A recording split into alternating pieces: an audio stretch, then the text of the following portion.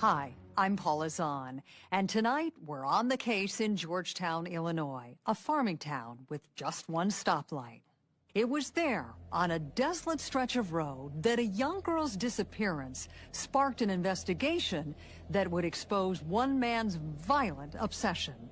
How had his darkness gone undetected for so long? Feet drags. A quiet and studious girl, Jessica was the second daughter of Terry and Lauren Roach. She was actually really a homebody. She was not the kid that wanted to go someplace all the time. Most afternoons after school, you could find Jessica Roach racing down the country roads close to he was no different. I just got home from working, and she said, I'd like to go for a bike ride, and so she took off. Jessica's dad barely glanced at his daughter as she left, but he did hear something a little unusual.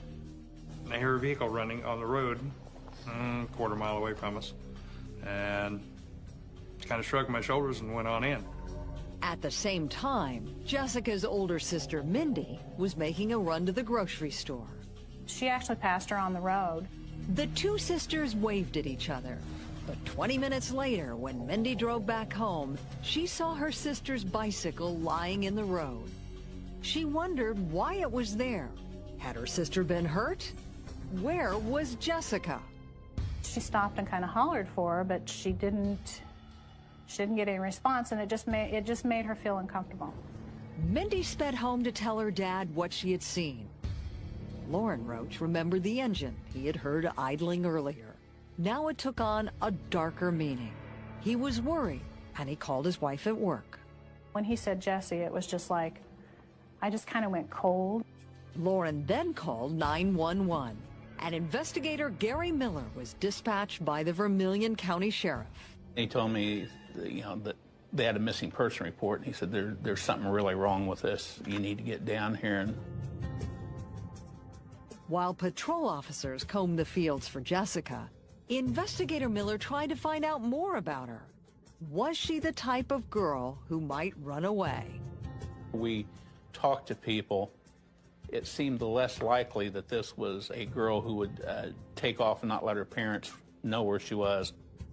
No one had a bad word to say about Jessica nor her family. Even so, Miller grilled her dad hard. He was one of the last people to have seen her. And it was very tough, but we asked him to take a polygraph test, which he did willingly. Lauren Roach passed the lie detector test. Those results, combined with the Roach's seemingly happy family life, convinced the investigator that Jessica had been kidnapped, probably by a stranger. It's a crime with no crime scene, is basically what it was.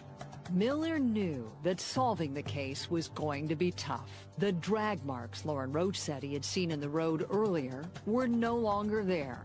They had been driven over by the patrol cars. Every time a vehicle drives over this, it's going to change the makeup of this. It's gravel and dirt and solid underneath, so it's just not going to be something where you're going to leave a lot of prints. By nightfall, word of Jessica's disappearance had spread across the community. People just start showing up. I mean, front yard, people showing up, wanting to know what was going on. Volunteers gathered to search for Jessica. Lauren joined them, and they searched through the night. Terry stayed home by the phone, desperately hoping to hear from her precious girl. She was not the bravest person when it was dark, so for her to be gone at night was nuts. But after searching all night, there was still no sign of Jessica. I remember about the third day that they were searching for her and that she hadn't come home. I knew then that she wasn't coming home. But that knowledge didn't stop her from seeing glimpses of her daughter everywhere. Every place I would drive, you just look, you think, oh, well, is that her? You look at things along the road. You look in the cornfields. You look, you just look at everything. Investigator Gary Miller and his team were aggressively chasing down leads. We're just trying to run down everything. And we have to run down everything because we have nothing. We literally had nothing. And then, 6 weeks after Jessica's disappearance, a girl's naked body was found in a cornfield. But it wasn't in Illinois. It was across the state line, only 20 miles away in Indiana. Our nightmares came true. We had always suspected something like that had happened, and I just felt like we were looking at, at what our instincts had told us was, probably had taken place. But instinct wasn't proof. Jessica had no dental records that could help identify her body. But her mother remembered she had been fingerprinted by a visiting sheriff's deputy in 2nd grade as part of a child safety class. Ironically, that deputy had been Gary Miller. We took some prints off portions of the fingers that would be identifiable and sent those to the lab. Within days, the lab had a positive ID. It was Jessica. The pathologist concluded she had been strangled to death. For Gary Miller, it was a sobering turning point in the investigation. At that point, okay, she was abducted. She was murdered. But what Gary Miller couldn't know was that Jessica's murder investigation would put him on the trail of a predator, and that Jessica may not have been his only victim.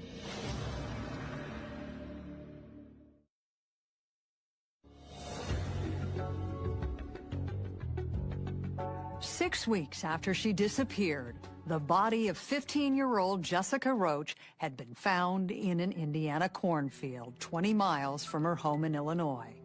But her parents refused to give in to their grief. They were determined to find their daughter's killer.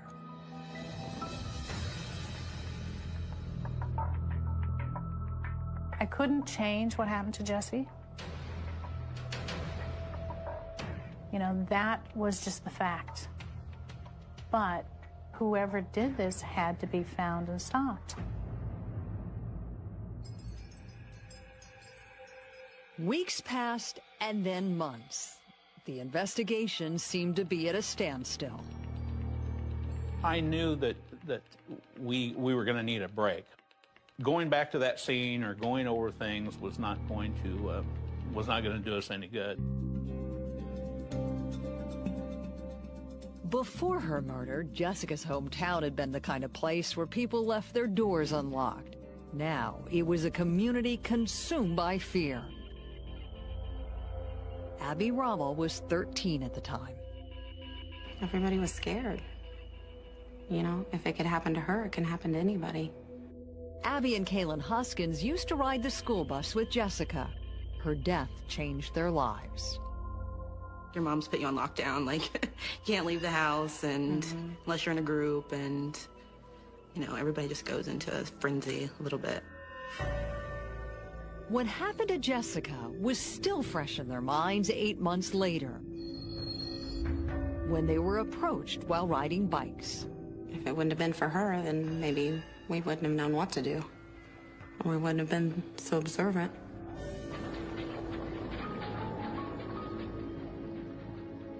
The girls were out by the railroad tracks just before dusk. I noticed this van, and I just remember the sound of it, it was no muffler, it was really loud.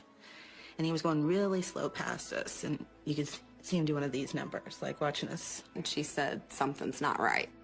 Abby told her friend not to worry so much, but just a few minutes later, they saw the van again. The driver was leering at them. So we stop, and he comes past us again, and she's like, maybe he's looking for a house. So we just kind of stopped on the road to where we were at. But then the van pulled up behind some grain bins. And friends could see the driver watching them. When we saw him sitting there trying to hide his van, We decided it was time to go. let's get home. We didn't want fast. to wait any longer. They raced away, pedaling as fast as they could. The van pulled out behind them. They were being chased. Kaylin worried her friend would have an asthma attack. Then the girls saw their chance to escape. There was an alley, and there was a truck parked there that was broke down. Red and white. And it was parked just perfect to where there was no way he could fit through there. The girls squeezed down the alley past the truck. The van was blocked and had to stop. But even then, the girls were still terrified the man in the van would find them. We were like, can't leave our bikes in the front yard. He's going to know where we live. And so we went and put them in the garage and just stood there and hugged each other and cried. Abby told her father what had happened, and together they spent an hour and a half driving around town looking for the van. They had just about given up and were headed for home when Abby spotted it. She started crying hysterically. Her dad managed to get its license plate number. 85B 3752. Everybody we could tell, we told. That license plate. But word of the chase didn't reach Detective Gary Miller. He was still grasping for any clue to advance the investigation. I would go down to the 911 center, and any plates, license plates that had been run, I got copies of them and would go through them just to see if we had any strange cars or strange events. It was during one of those searches that Miller finally came across the incident reported by Abby Rommel and Kaylin Hoskins. Miller immediately noticed the similarities to Jessica Roach's abduction. The girls were all riding bikes and had brown hair. The investigator was certain he was onto something. The van was registered to a young man from Wabash, Indiana named Larry Hall. I simply called the Wabash police and said, hey, do you guys know this guy or who he is? And they're like, oh yeah, we know Larry Hall. The Wabash police told Miller that Larry Hall had been arrested and released twice in the previous 5 months for stalking. He was the son of the town's gravedigger.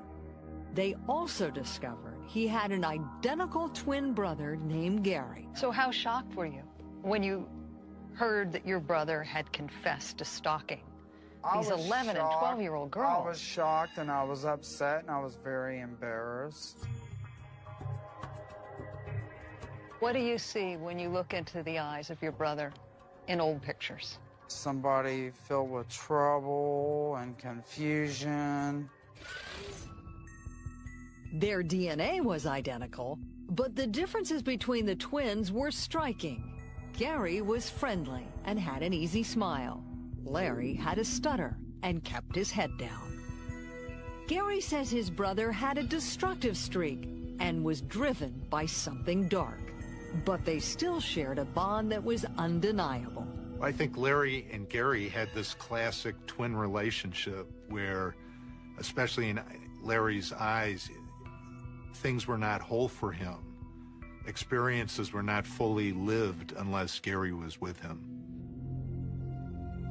By the time they were 22, Gary had moved away from home. Larry seemed to retreat into a shell.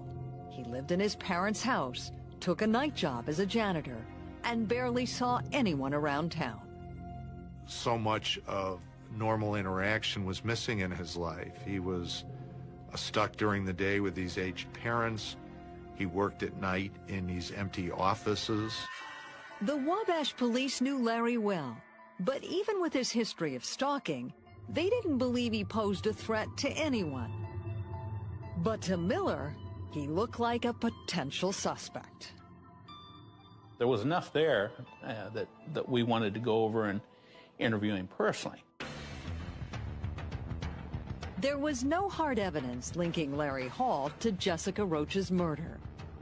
But Miller still wanted to question him directly. So he made the 3-hour drive across the state line to Wabash, Indiana. He had no idea what was waiting for him there.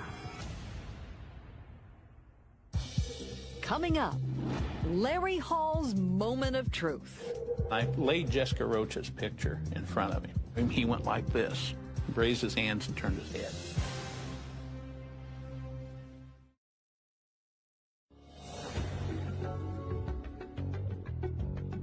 Homicide investigator Gary Miller was still searching for Jessica Roach's killer. He had just found a report about a man who had stalked 2 girls not far from where Jessica had disappeared. Now Miller wanted to see if those cases were connected. Investigator Miller had driven nearly 3 hours from Illinois, hoping for a one-on-one interrogation at the police station with Larry Hall. He arrived to a room full of people. It wasn't just him and Larry, but they were surrounded by other detectives. Those detectives wanted to know if Larry Hall had anything to do with another cold case, the disappearance of a 19-year-old college student named Tricia Reitler. What did you lose when Tricia disappeared? I lost a firstborn child and a very close friend. The missing student was vivacious, beautiful Tricia Reitler. She had vanished from the Indiana Wesleyan campus a few months before Jessica Roach had been killed. Tricia's father, Gary, is still haunted by the last words he heard her say. I drove her back to college, and it was after spring break. I still remember her leaning up against the door frame and looked at me as I started walking away. She started crying, and she said, "Dad, please don't go." Just days later, he received a phone call. It's every parent's worst nightmare to think about harm coming to our children. Right. Describe to me the first call you got from law enforcement. Basically, it was a police officer from Marion in Indiana saying, "This is so-and-so from Marion, Indiana. Do you know where your daughter is?" First thought in my mind is that Tricia was dead. It jumped to that. I knew she would not have done this on her own. And from that moment on, you know, we've kind of known in our hearts, you know, that she was no longer alive. The last place Tricia had been seen was at a supermarket near her residence hall. She had bought a soda and a magazine. Police think she then took a shortcut back to her dorm, across a field. It's in that area that investigators searching then discovered her clothing, some of her clothing. Someone had arranged Tricia's blood-stained shoes and jeans in a neat pile. That discovery triggered an intense search. We brought in dogs, helicopters, planes, different things of that nature, an attempt to locate her. The desperate search continued for 5 weeks without any luck.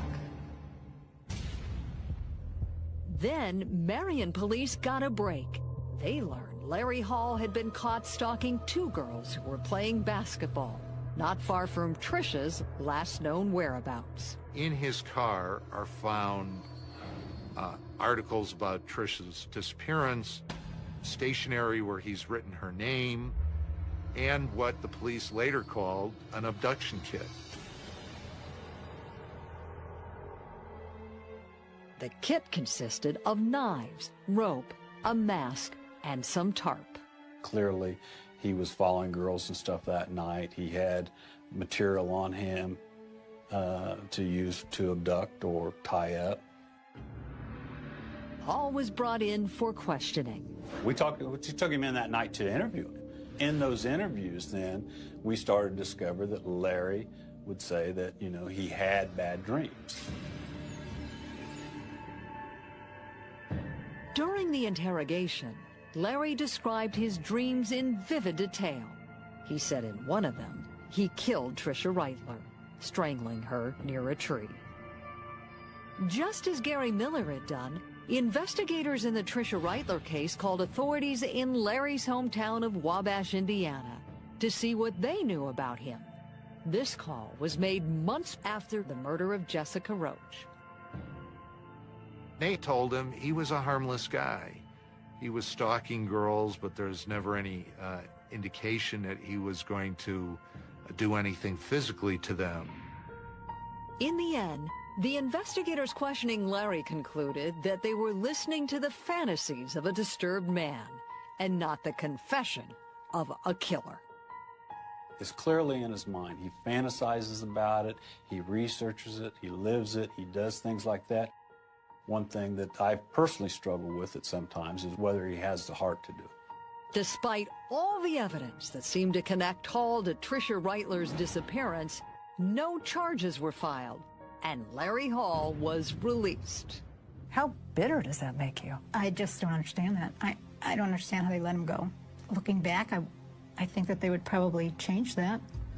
Now, 6 months after his release, those same investigators were there when Gary Miller arrived to question Larry Hall about the murder of Jessica Roach. Larry was Miller's only suspect in the case, and as the interrogation began, he says Larry was wringing his hands nervously and refused to look him in the eye. Miller decided to turn up the heat. I laid Jessica Roach's picture in front of him. I said, do you ever remember that girl? When I laid her picture in front of him, he went like this, raised his hands and turned his head. At that moment, investigator Miller thought he had found Jessica's killer. But he still had to prove it.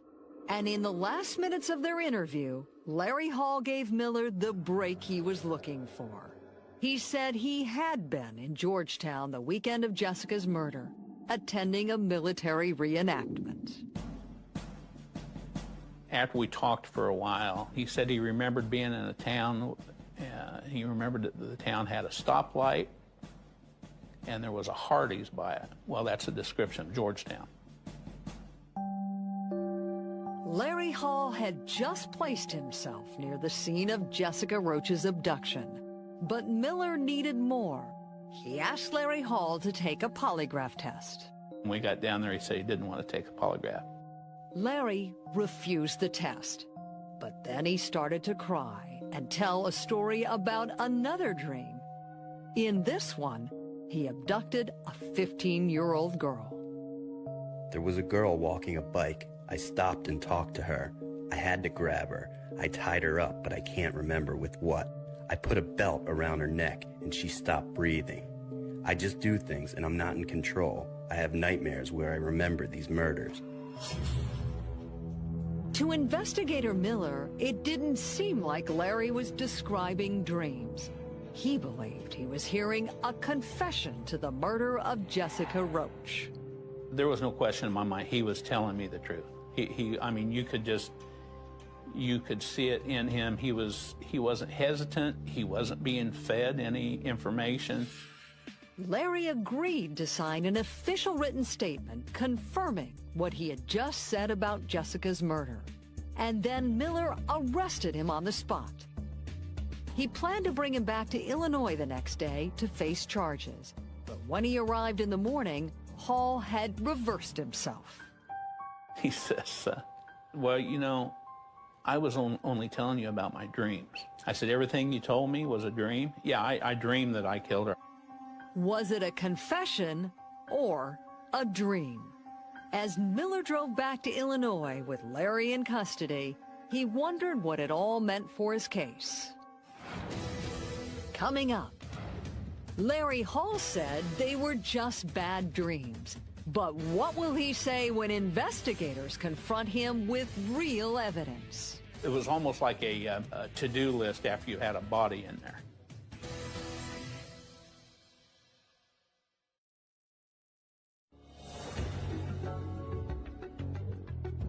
Larry Hall was under arrest for the murder of Jessica Roach, but investigators felt they still needed to find hard evidence to put him behind bars. Jessica Roach had been abducted in Illinois, and her body was found in a cornfield in Indiana. The crossing of state lines made her death a federal case. Lead investigator Gary Miller turned to the FBI for help. Federal agents obtained a warrant for Hall's van and did a far more comprehensive search than the one done earlier. They took the van apart piece by piece and discovered some very suspicious items. Larry Beaumont was in charge of the investigation. There was a photograph of a young girl that he wrote Jessica on.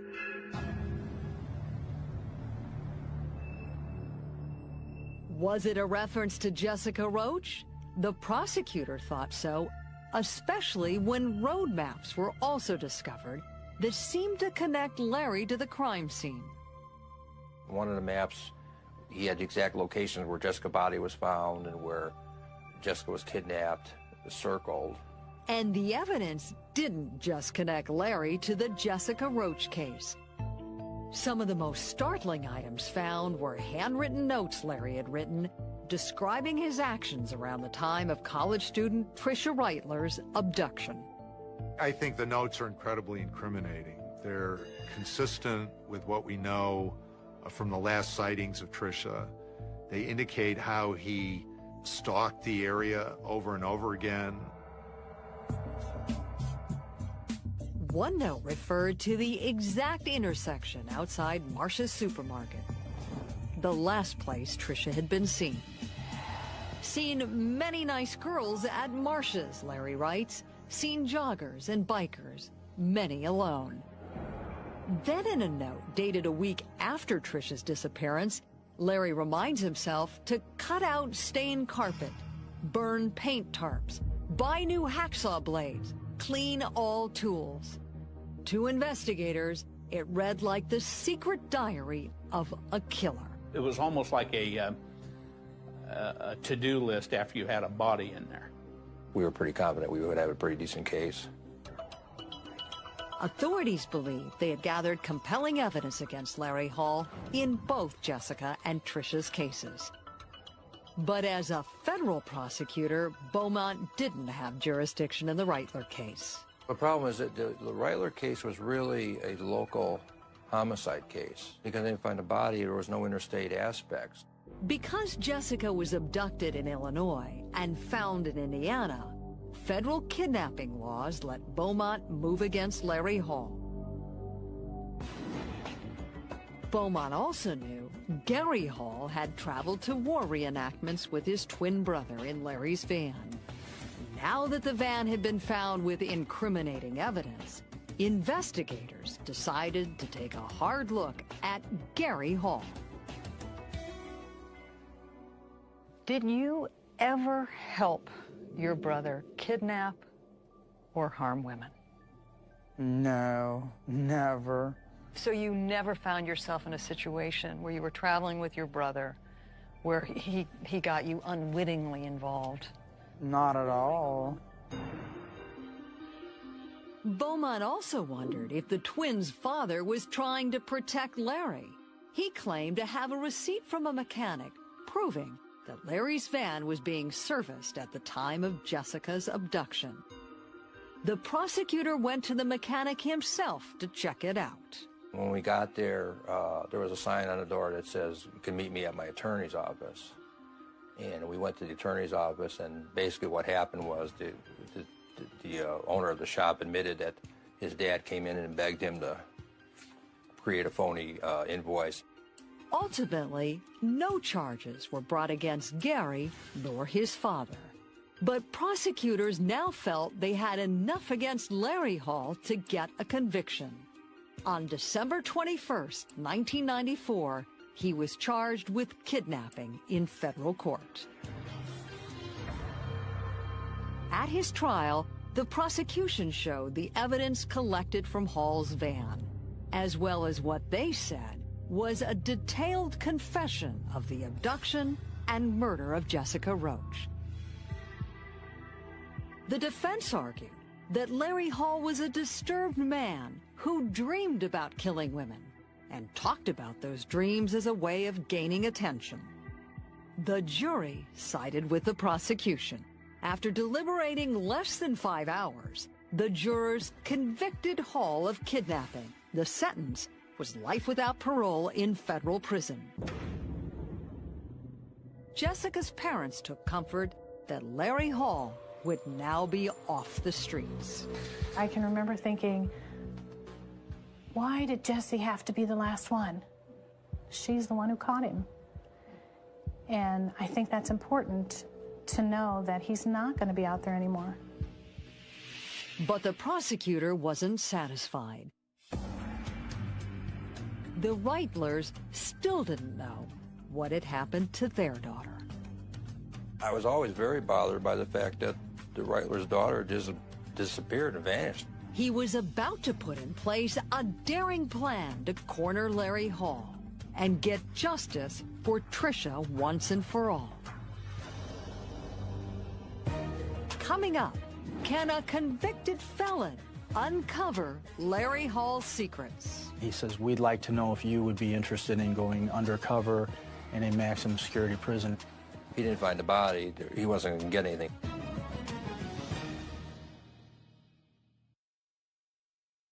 Want more on the case? Go to investigationdiscovery.com/PaulaZahn and view more exclusive interviews and behind-the-scenes video. Larry Hall had been sentenced to life in prison for the abduction of Jessica Roach. But investigators thought Hall still had secrets to reveal, and the parents of Tricia Reitler hoped one of them would lead to their little girl.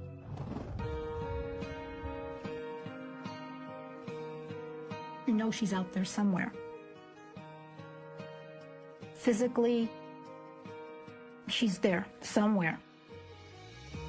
For more than 15 years, Tricia Reitler's parents have been on a mission to find their daughter's body.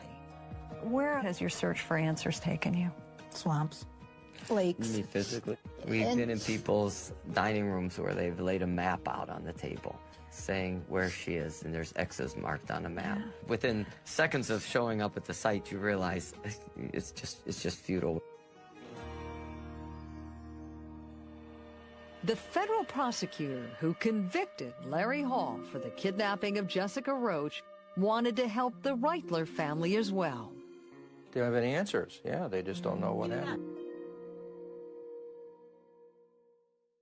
In the days after the Roach trial, Larry Beaumont organized a search of the massive nature reserve where Larry Hall had told investigators he had buried Tricia's body. While an Army unit combed the woods with cadaver dogs, an FBI plane searched from above. We actually went out and spent days out there, but we couldn't find any. Frustrated, the prosecutor came up with a bold plan.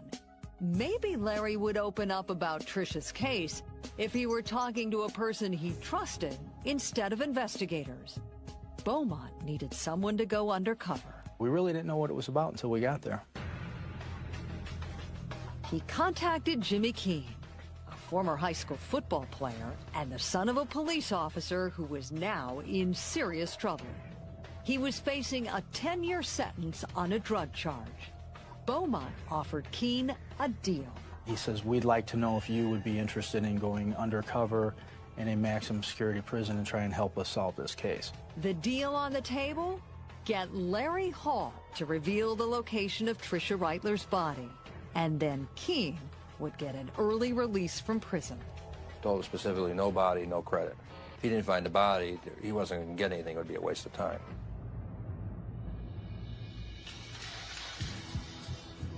Keene took the deal and was transferred to the maximum security psychiatric hospital in Missouri, where Larry Hall was being held.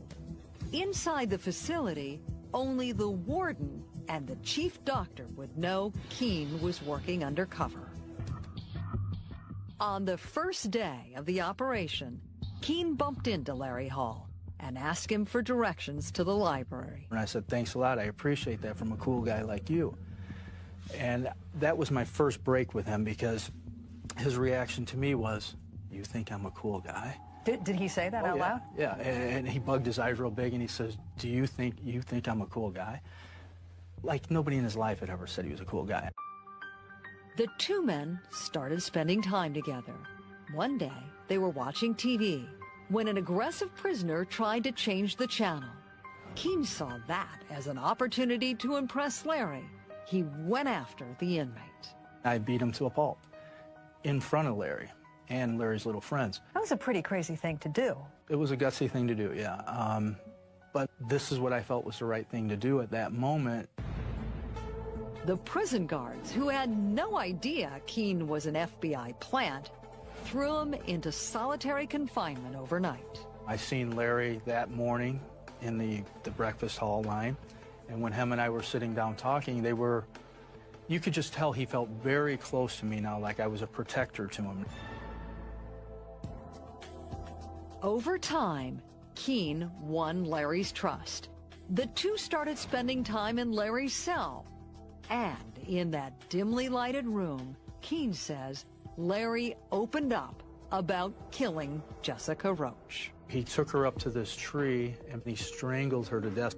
Larry described the attack in gruesome detail.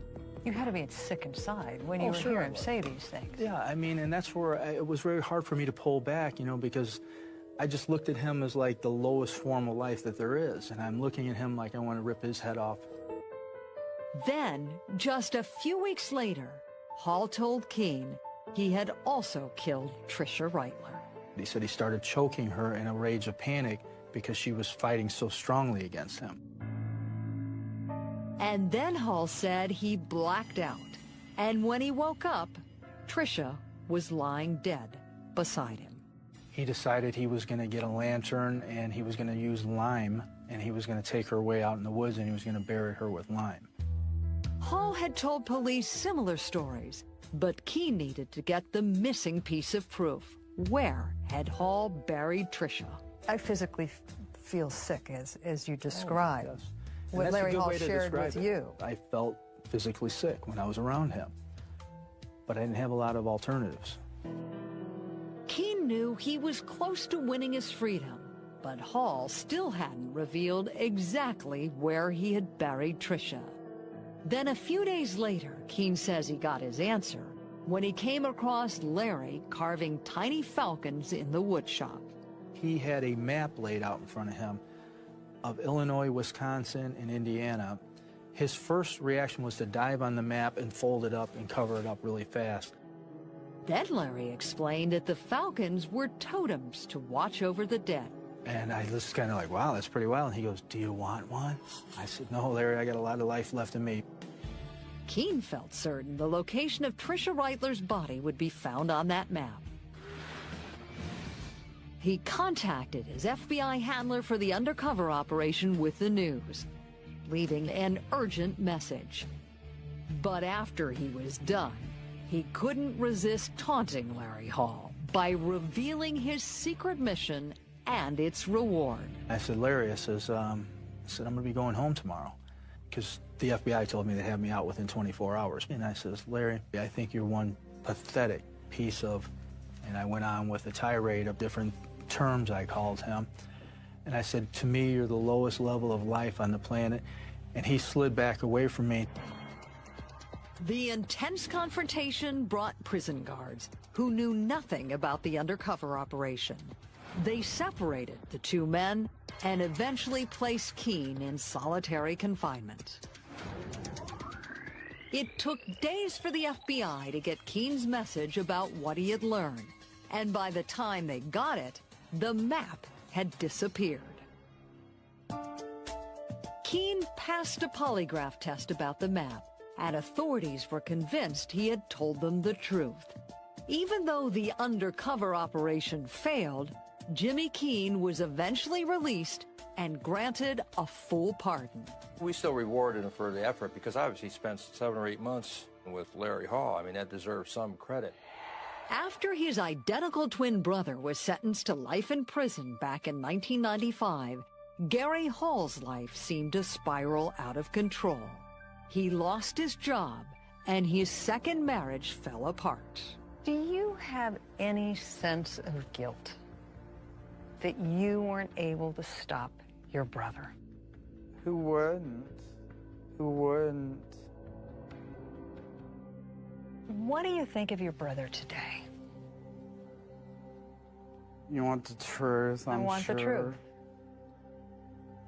It just amazes me that how he got by with it for so long. In 2009, Gary went with cold case investigators to Larry's prison to urge him to come clean once and for all. When I met him for the last time in July of 2009, I cried with him. And I realized that I still love my brother. In spite of all the evil he's responsible for. It's not been easy. It's not been easy, and he sickens me. But at the same time, I hurt because I miss him. Hi, I'm Paula Zahn, and tonight we're on the case in Los Angeles where a beautiful young woman and her dream of fame and fortune vanished. Her disappearance triggered a nationwide search and left her parents clinging to their own dream to see their precious daughter safe at home again.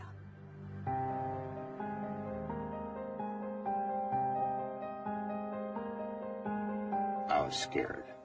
I knew something was wrong. When Kirk Johnson got the phone call at his Michigan home, his heart sank. His 21-year-old daughter, Christy, was missing. She had disappeared 2 days before without a trace. She was everybody's daughter. She was the passion for, what makes life worth living. But she was missing, and so everybody had a feeling for, let's find her. Christy was new to life in Southern California. She had recently moved to Los Angeles from Holland, Michigan. She was there to finish college, but had also been pursuing a newfound passion, making a name for herself in Hollywood. Was Christy a little girl who dreamed about becoming a movie star? I think it was in her, yes. I mean, it's that little girl dream. But jobs were scarce and money was tight. According to her father, Christy had been struggling to find her way in the big city. I told her, I said, it's time to come home. And what did Christy say? How did she react? I think she felt comfortable with it. She was going to come back. And in fact, it had gone so far that I had already contacted U-Haul, and I was going to fly out to Los Angeles and drive from California and come back to Michigan. But just days before she was going to head back home, Christy changed her mind. She had landed a production job on a Hollywood movie and decided to stay in California. She decided she wanted to continue to give it a try, and she didn't want to leave. And I tried to convince her otherwise, but she was sincere in staying. Now, 3 months after that conversation, Christy was missing. Her father, Kirk, an environmental engineer in Michigan, flew to California. He went straight to the Santa Monica police, desperate for answers. What kinds of questions did you ask the detective? Who had any contact with Christy? What did her roommates tell them? Where was her car last seen? Couldn't find her car. Did they have any information on any of her last emails or cell phone contacts? Nothing he was hearing from Santa Monica Detective Virginia Obenchain about Christy's last known whereabouts made him feel any better. Christy was going to the mall, she was going to go shopping, and that she had a rave party that she was going to Saturday night. And she hadn't shown up. On Monday, she hadn't shown up for work. And she was always on the phone with her mother, never missed a day calling her, never missed work, was always very on time and very responsible. Kirk then revealed something to detectives he thought they should look into. I knew she was having problems with a boyfriend, and she had broken up with him. And it was actually one of my first suspicions that he could have been involved. Christy had had a domestic violence incident with her boyfriend. Christy had called the police. Police brought Christy's boyfriend in for questioning. He had said that there was an incident, that it didn't amount to very much, that he was extremely sorry, that was the one and only time that it had happened, that they were on their way back together again, that he loved her very much, that he would never hurt her, and anything that he could do to help, he would. He also told them he could prove he had nothing to do with Christy's disappearance. In fact, he had an alibi with multiple people. With her boyfriend officially cleared, investigators looked for other leads. We called the credit card companies and we called the cell phone company. We were told that she had purchased several items at the Century City Mall, and we had told that her cell phone had a ping in the Mount Olympus, Hollywood Hills area. Using those cell phone records, they began to establish a rough timeline of Christie's whereabouts on Saturday, February 15th. Her roommate said, well, the last I saw of her, she was trying on some clothes for me, and she's all excited because she was going to a photo shoot. Detectives realized this could be their first big break in the case. They pressed Christie's roommate for more details about the photo shoot. She repeated what Kristen had told her, that she'd met a man in the Century City Mall, that she was going to have the opportunity to be in a James Bond promotion film, that she might be paid $100,000 for doing it, and that she had an appointment at 5:30 that evening. Unfortunately, the roommate did not remember where that appointment was. She said, oh, I think it's in Beverly Hills or Hollywood or somewhere. But the roommate was able to tell detectives exactly what Christie was told to wear for the shoot. White button-down men's style shirt and the short black skirt with the sheer nylons and these stiletto heels. In Hollywood, the threat that someone might prey on the innocence of a beautiful girl with a dream was all too real. So police decided to make Christie's case public. Maybe someone had seen her, or even had their own encounter with a man promising to make them a star. The chief of police held a news conference asking anyone with information to come forward. Christie's father searched for his daughter day and night. I went to Christie's apartment, and I put a poster on her wall to the entrance to her apartment with a big picture of Christie. A picture of her car. It was a Miata. Take a look. Just keep your eyes out there. How crushing was that for you? I couldn't believe this was happening. It shouldn't happen. What am I doing here?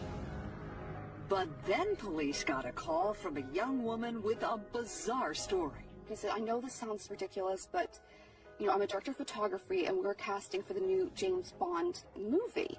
Would it lead investigators to Christie?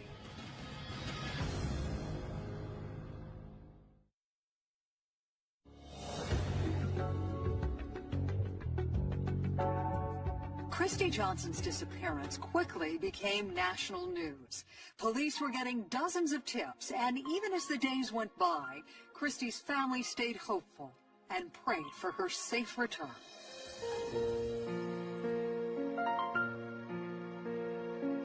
Christie, please come home safe. I can't find peace in my life without you.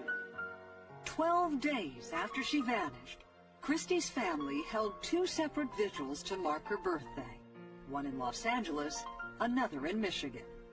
Today is Christie's 22nd birthday. Happy birthday, Christie. We love you. Meanwhile, the search for Christie intensified. What do you remember most about the early hours of the search for Christie? There were people that were going around to empty lots, handing out flyers, nailing them on telephone poles. It was in the news. It was in the newspaper. Everybody looking. Everybody fell in love with Christie, and everybody believed that there would be a happy ending to the story. Detectives worked the case hard, following up on every lead. They went back to the Century City Mall where Christie had bought the miniskirt and the white shirt. They also visited the shop where she had purchased her new shoes. We're in West Los Angeles, which is where Christie Johnson purchased the heels and hose for her audition.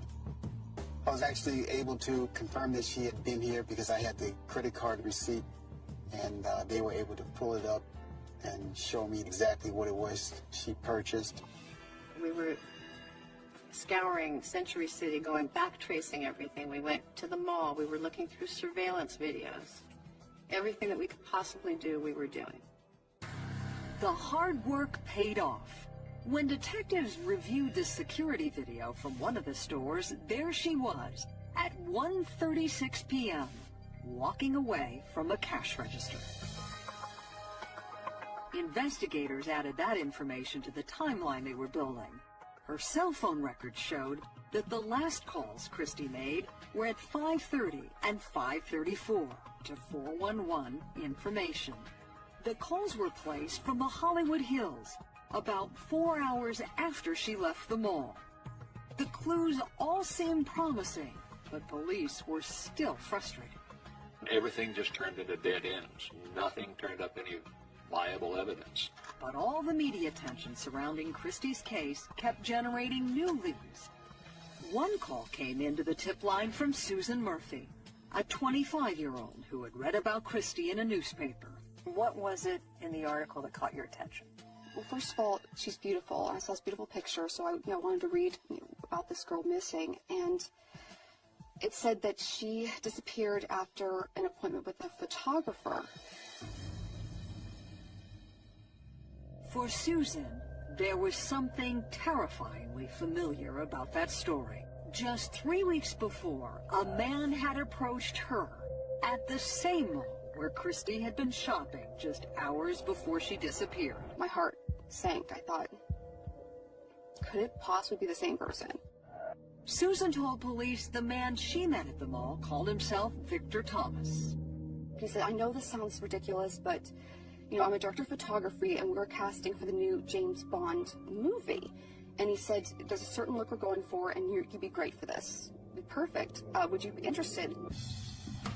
Susan was flattered, but she knew the movie business and sensed there was something phony about Victor. I am a member of the Screen Actors Guild, and the things he was saying, I didn't really jive with the actual industry, but I was still curious enough to go and sit down with him at the mall to hear more about this movie. He said I'd make about $100,000, and day players don't make that kind of money, and then he started naming out a bunch of legitimate directors and photographers and legitimate costume designers. So it seemed he did his homework. Plausible. It seemed plausible. Susan said Victor wanted her to audition the next day near Santa Monica Boulevard. Did he say where it was you were going to meet him? Was it a home? Was it a studio? He said, just meet me in front of a building. He gave me an address of a building. He said, meet me in front. I remember when I left the table, I said, I'm gonna show up tomorrow. I'm gonna show up, but I'm fully aware that I'll probably be thrown into a van and sold into white slavery or something. Because I said, I don't really trust you, but I'm gonna be there. You said that to him? Yes. And what was his reaction? He was like, okay, and then he's like, I hope you show up. Susan went on to describe the outfit Victor wanted her to wear to the audition. A black miniskirt, a white man's shirt, and my hair in a ponytail slicked back as tight as possible, and a man's tie, but he said he was going to bring the tie, because he already had one in mind that he wanted me to wear. Police were stunned. The outfit described by Susan was identical to the one Christy had purchased at the mall and later modeled for her roommate. But police didn't let on. They didn't want to influence Susan's story. They asked her to continue. Susan said she was torn. As the level-headed daughter of an FBI agent, she didn't trust Victor. But the idea of being in a James Bond movie was hard to resist. She decided to keep the appointment with Victor. In spite of this vibe you were getting, you were still intrigued. Absolutely. What made you decide to go through with her? I think that I'm the kind of person who likes to get as close to the fire as possible without getting burned. And just in case her suspicions were right, her boyfriend, a former policeman, would come along. Susan didn't see how she could lose. She had a chance to land a dream role in a movie, or exact revenge on a Hollywood hustler. What were you feeling as you left this encounter? Excited. Okay, I'm on to something here. Something's going on. I did not know what it was, but I think it was that gut feeling of that something can come of this that might be interesting.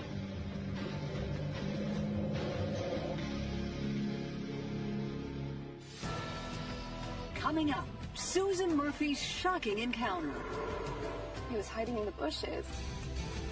He was very angry. Will her story help police find Christy Johnson?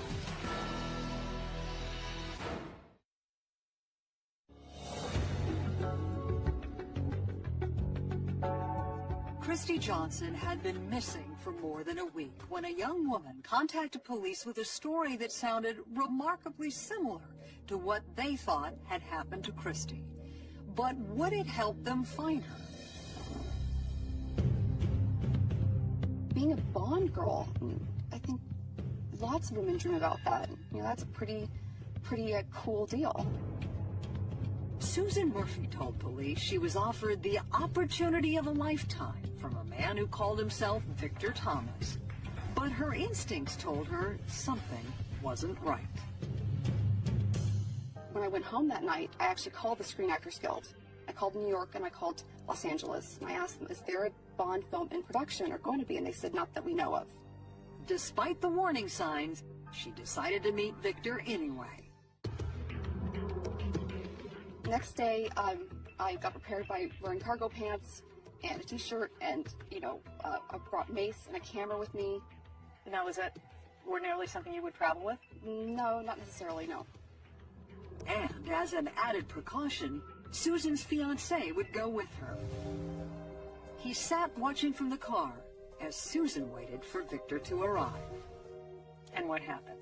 He kind of appeared out of nowhere. I'm not sure where he came from, and he was all dressed in a suit, and he had a day planner with him. And he said, you know, we really got it going here. You know, I didn't realize how late it was. Susan says Victor grabbed her arm and directed her across the street. And I said, I'm not going anywhere with you. And I said, I need identification. He said, I don't have any identification. And at that point, when he said no identification, I said, well, maybe this will help you find it. Susan motioned to her fiancé, Tony, who got out of the car immediately. When Victor saw Tony, because Tony's a big guy, he's a second-degree black belt, and Victor was like, you know what, you are so not right for this part at all, and I'm done with this. And with that, Victor disappeared before Tony could reach him. They quickly got back into their car, drove around the block several times, and finally, they spotted him. When we see him start dusting himself off, he was hiding in the bushes around the corner in a small, alleyway.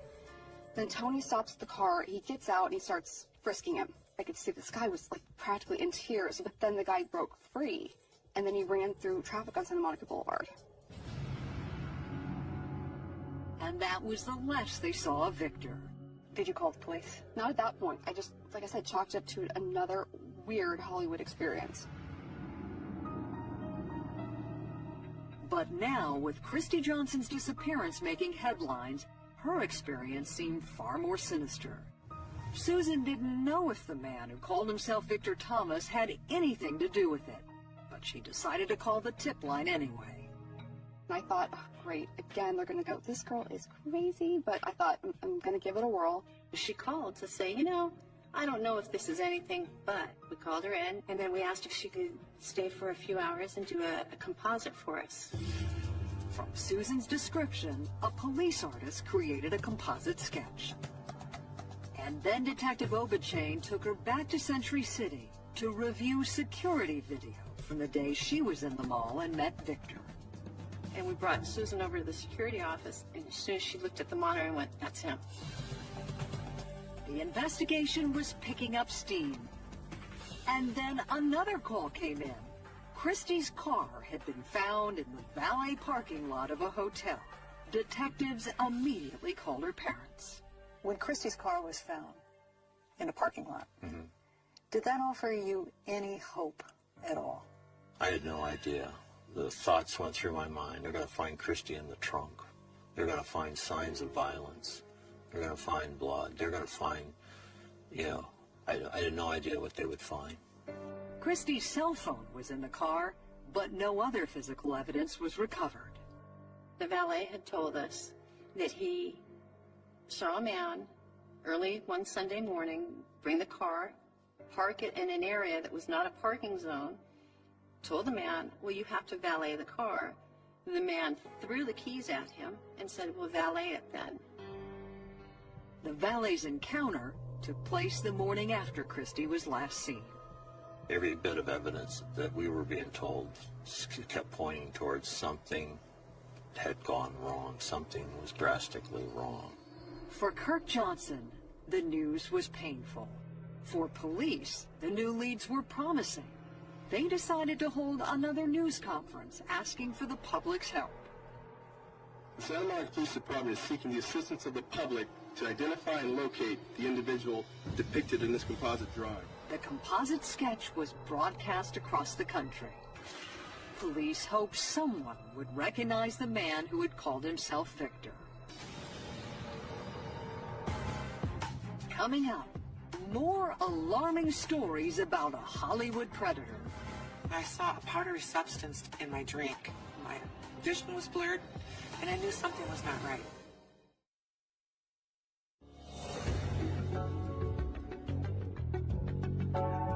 Police believed they were getting closer to finding Christy Johnson. A police sketch of the suspect had been broadcast all over the country. Would a call from an unlikely source finally put a name to that face? A parole officer called the Santa Monica police. She had just seen the composite sketch of the suspect. Almost instantaneously, we get a call from a parole officer that says, "This guy is one of my parolees." She told police the man's name was Victor Paleologos. We did a background check on Mr. Paleologos, and we noted that he had been arrested a number of times for sexual assault. After serving time on an assault and attempted rape charge, Victor Paleologos was released from jail on January 20th, 2003. Could this be the same Victor with the smooth pitch who would approach Susan Murphy at the Century City Mall just days later? He was dressed nice. He spoke well. He had a tremendous knowledge of the business. He looked legitimate. But for Susan, that face was still impossible to forget. And when police showed her a photo lineup, she identified Victor immediately. And that wasn't all. Soon after Christy's story was made public, other women came forward with what was becoming an all-too-familiar story. Actress Kathy DeBono told investigators she was also approached at the Century City Mall. He asked me if I was a model or an actor, and if I was interested in the James Bond movies and that I might make a good Bond girl, and a flag went off immediately. But of course I kept listening. You don't want to miss an opportunity. The man introduced himself as an executive from Disney named Brian. So I asked him for a business card, and he told me he had a business card, but it was his last one, and that I couldn't keep it, but he would show it to me. And I wrote down every detail on that card. He made an appointment for a photo shoot, and then Kathy told police he described the outfit she should wear. By now, they knew exactly what it would be. He wanted me to wear a white shirt, a black skirt, heels, James Bond girl affair. That's what he wanted me to bring. Kathy was suspicious. She told police she had her agent call the number she got from the business card. My agent called Brian at Disney's office and left him a voicemail about this. And he called her back pretty quickly and said, "Tell your client not to go to this meeting. That was not me. I did not meet her at a mall. I did not give her a business card, and someone is lying to her." After listening to Kathy's story, police heard from yet another woman convinced that the man had been running the scam for years. He approached me and told me, "You're a very beautiful woman. Are you a model?" And I said, "Yes, I am." Elizabeth Buzzini told police that it had been 15 years since she had been approached, but she remembered exactly what the man claiming to be a studio executive said to her. He said, "We're going to be doing a new James Bond movie." And I had given him my agent's phone number, and I gave him my phone number, and it went from there. After resisting for months, Elizabeth said she finally agreed to meet him at a restaurant to talk about the movie. And we sat at the bar, and I noticed Victor walked around to the other side of the bar to order our drinks. After just a few sips of her Bloody Mary, Elizabeth knew something was terribly wrong. It was very scary. I thought I was going to faint, and I felt nauseous, and my vision was blurred. and I knew something was not right. I looked in my drink and I saw a powdery substance in my drink. It looked like sugar was poured on top of my drink. She excused herself to go to the ladies' room and then called the restaurant manager on a payphone. I said, "This man is trying to drug me. Please call the police immediately. Please watch him. Make sure he doesn't leave."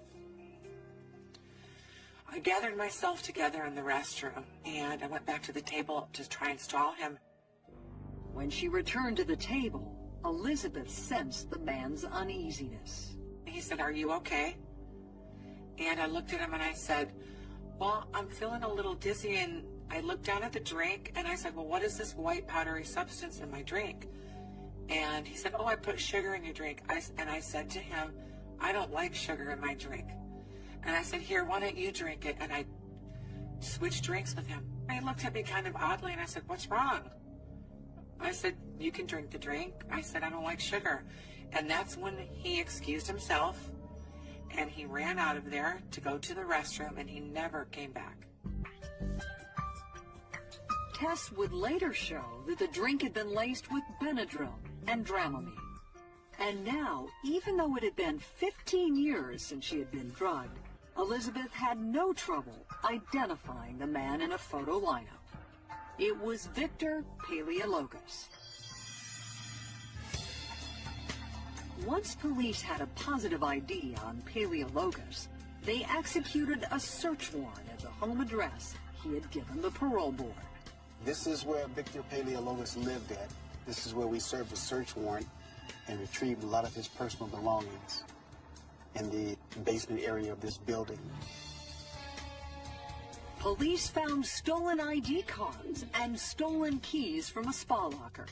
They also confiscated Victor's personal computer. When an analysis was done of the hard drive, police discovered pornographic images of women. They were disturbing and shocking. The women were dressed in outfits identical to what Victor had asked Susan Murphy, Kathy DeBono, and Christy Johnson to wear. It didn't take police long to find Paleologos. He was already in custody in the LA County Jail for stealing a car. Paleologos, using a stolen identity, walked in and made arrangements to buy a BMW. One of the workers at the BMW agency had brought the car down that he was going to buy, gassed it up, parked it at the entrance. Victor simply jumped in and drove off. Police were notified, and after a dramatic chase, Victor was arrested. Now, just days later, investigators desperate to find Christy Johnson went to the county jail to pick up Victor and take him to the station for questioning. But incredibly, he couldn't be found. So they had to lock the whole facility down, and hours went past because we're sitting there wondering, they just went to pick him up at the county and come back, and what's taking so long? Had Victor escaped? Guards searched for hours before they finally found him cowering in a trash compartment in the kitchen. The delay outraged investigators. Christy's life might still be on the line, and they had no time to lose. We were continuing to hope against hope that she was alive, that she was being held against her will someplace, and we just needed to identify the location so we could get there and, save her life. Coming up, Victor Paleologos is finally confronted about Christy's disappearance. I truly believed I was staring into the face of evil. Want more on the case? Go to investigationdiscovery.com/PaulaZahn and view more exclusive interviews and behind-the-scenes video. While investigators built a case against their main suspect, Christy Johnson's family and friends were still clinging to the hope that she would be found alive. I'd stare at the stars and I'd go, Christy, Christy, where are you? Where are you? And during the time that we couldn't find her, I would stare at the stars and I'd go, Christy, Christy, help us find you. It was just a waiting game, you know. Every day we'd sit there and pray for an outcome. Victor Paleologos, the prime suspect, was brought to Santa Monica Police Headquarters. When his interrogation began, he dodged every question about Christy Johnson. I'm looking for a missing person. Have you seen this young lady? No. Then you I know what you're looking at. I've seen reports coming on TV every day. I don't know her. Detectives tried to trick Paleologos into a confession by using an old interrogation ploy. They fed him information that wasn't true. They told him a witness had seen him with Christy, but he continued to deny ever having met her. Tell us where she was the last time you saw her. And did you at least tell us that? Last time I saw her, she was on TV. That's the last time I saw her. He's very cagey and very evasive. He reminds me of water. You pour water, and wherever it meets resistance, it goes around it. The interrogation dragged on for 7 long hours, and police were still no closer to knowing where Christy might be. He wasn't giving us anything, and most importantly, he wasn't telling us where Christy was. But we knew that it had been a while, and time was of the essence. We had to find her. To keep things moving forward, police called on Susan Murphy, the actress who had reported an encounter at the Century City Mall that was eerily similar to what police believe happened to Christy. Detectives asked her to pick out Victor from a lineup, this time in person. It's like going to a horror film, because you're seeing this person again. I immediately recognized him. Susan had positively identified Victor again, and as Detective Obenchain escorted her out of the station, an urgent call came in on the detective's cell phone. They found a body of a female. From the moment she had first learned about Christy's disappearance, Susan had felt a connection with her. When she heard the detective on the phone, she dreaded what it might mean. I remember overhearing Virginia talking on the phone. And this is right after you'd finished the live lineup and had identified Victor Yes. for her Mhm. and the other detective. Yes.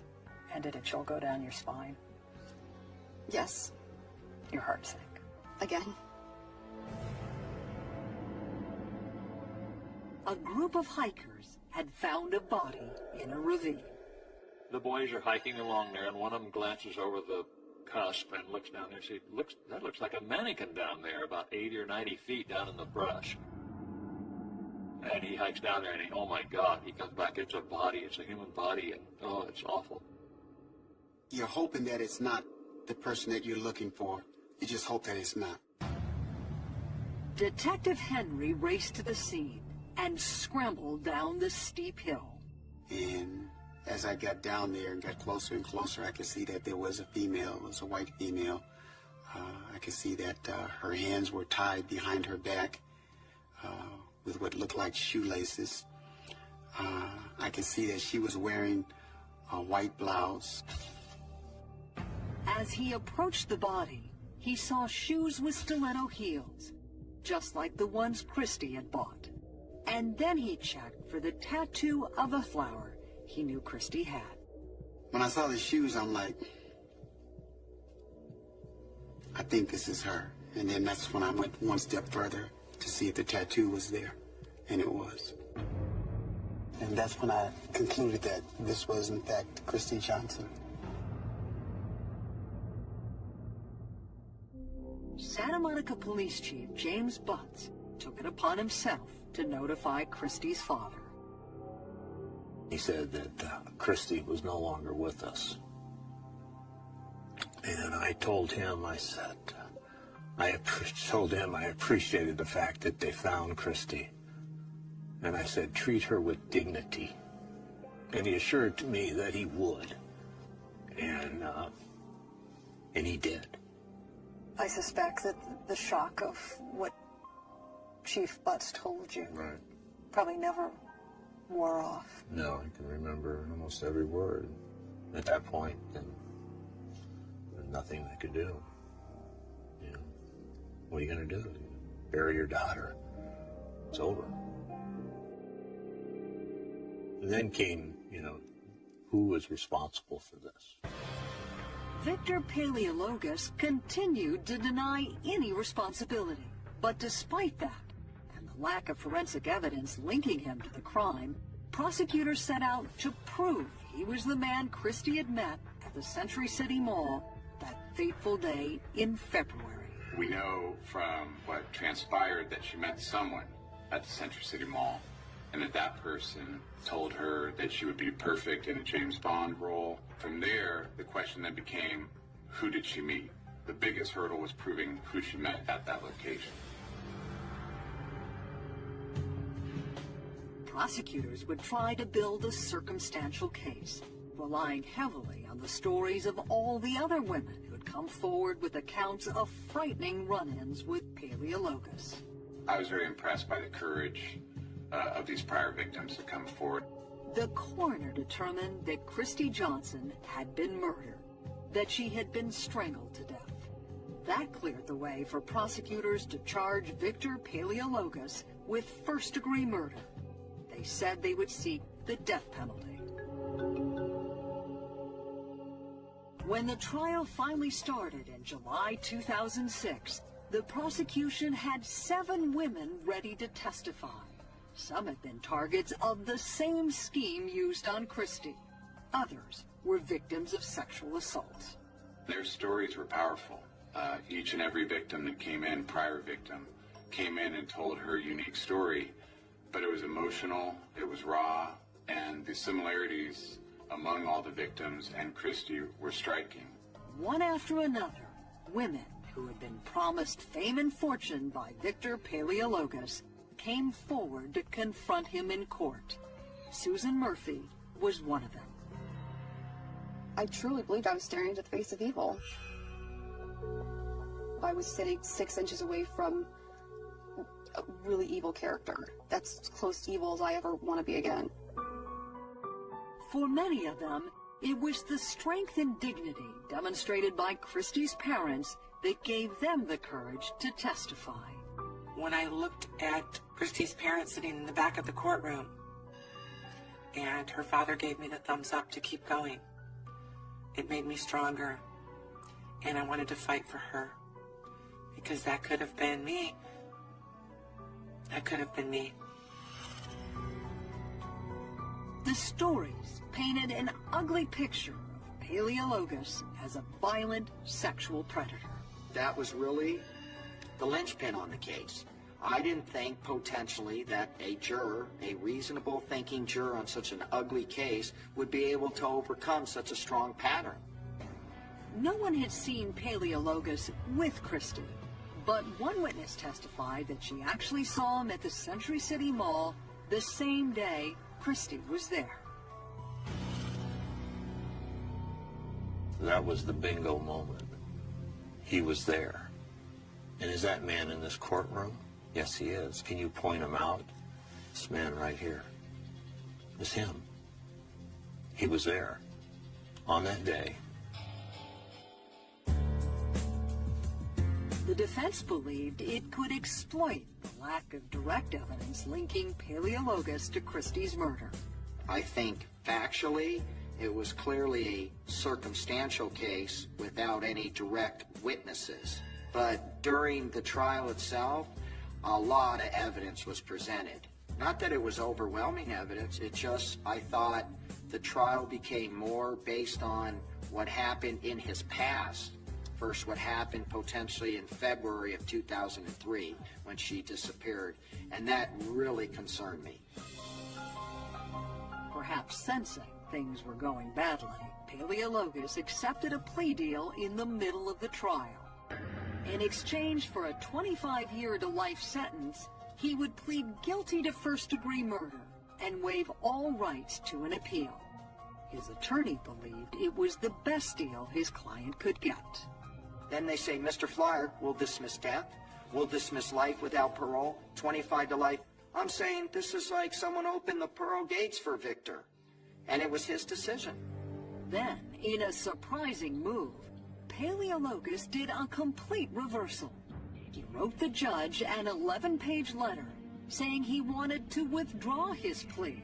He said he had been pressured by his attorney to accept the deal. He basically denied that he was involved after going through the whole plea deal, after committing to the fact that he was involved, he had contact with her, no matter, with all the evidence that was presented in the case, he decided that he wanted to change his mind. The judge didn't accept his reversal. He decided to let the plea deal stand. Victor Paleologos was sent back to prison. Christy's father was grateful he would now be off the streets for good. We're talking about a predator. We're talking about an evil person. And somewhere along his life, he needed to be stopped. I'm Paula Zahn. Tonight, we're on the case in Bowling Green, Kentucky, where a college freshman was found badly burned and barely alive in her dorm room. The brutality of the attack left many on campus wondering who could have been so twisted. What investigators uncovered would tear a town apart. Just like everyone else, you get to college and you just want to kind of have fun. Danica Jackson and Katie Autry were roommates and best friends at Western Kentucky University, a bustling state college about an hour's drive from Nashville, Tennessee. Their freshman year was about to end. Summer break was just a week away. But any thoughts of final exams or summer vacations disappeared when a fire alarm went off in the middle of the night. It was coming from room 214 in Poland Hall, Katie and Danica's room. A friend at the dorm called Danica with the news. I said to her, I was like, well, okay, my dorm room's on fire. Where is Katie?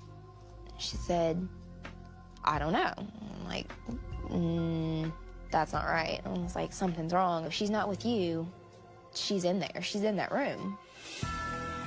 Students were quickly evacuated from the building, and when firefighter Bob Sanborn entered the room, he was met by a horrible scene. I noticed something glistening in what I thought was a pile of laundry on the bed, and as I moved in, I swept away the debris, and when I looked again, I saw this person laying there. When I looked closer, I saw the chest rise. I shoved the rest of the debris away. I swept her up and got to the door.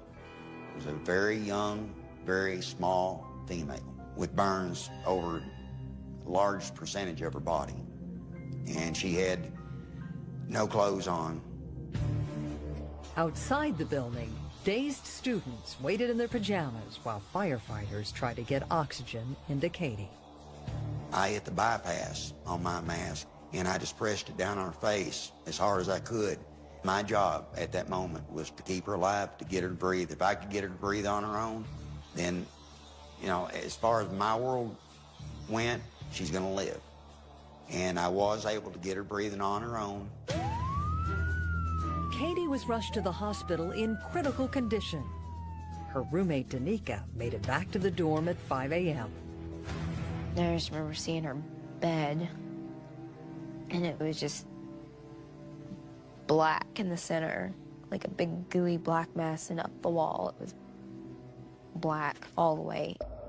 Firefighters found Katie with her feet bound together with the cord of a curling iron. A t-shirt was knotted tightly around her neck. The fire alarm in the room had been torn off the ceiling. It was clear this was a deliberate criminal attack. But conditions in the dorm room made it difficult for investigators to piece together exactly what had happened. The fire department had been in there and put many gallons of water on the scene, so the scene itself didn't give us much direction. The evidence had been pretty much destroyed. Police then turned their attention to anyone who had contact with Katie the previous night. They knew she had gone to a party at the Pike Fraternity House.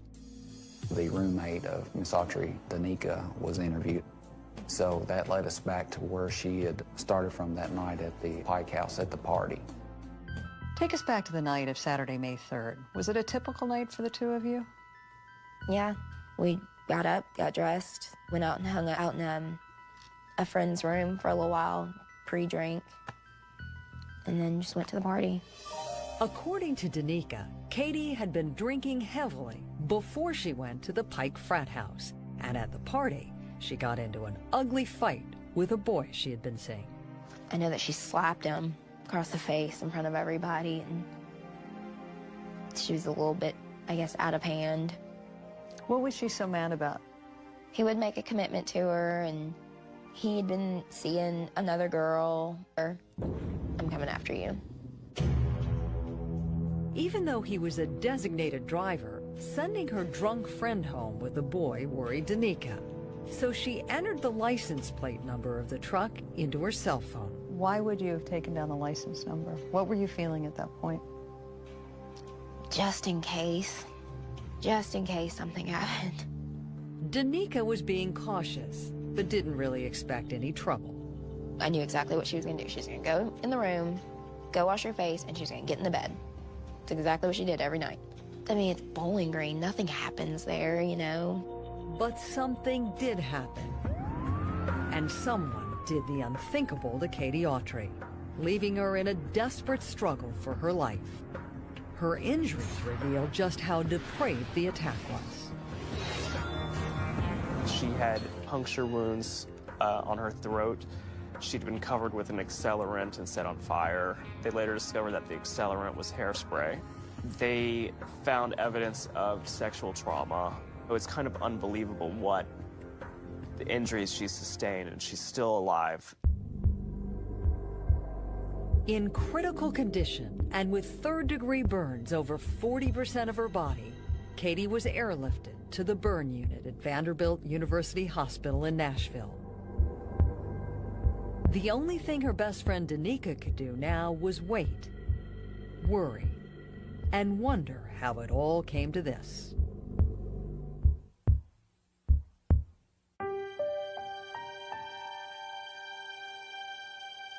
Do you feel a sense of guilt that you let her go home alone that night?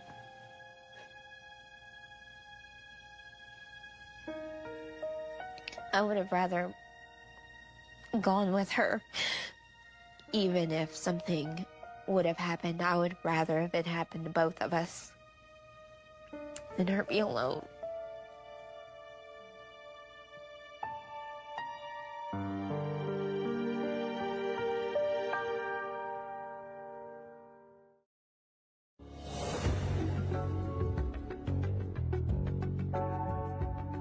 With little physical evidence, police tried to figure out who had attacked Katie Autry. The college freshman was in the hospital, hooked up to a ventilator, unable to speak, and fighting for her life.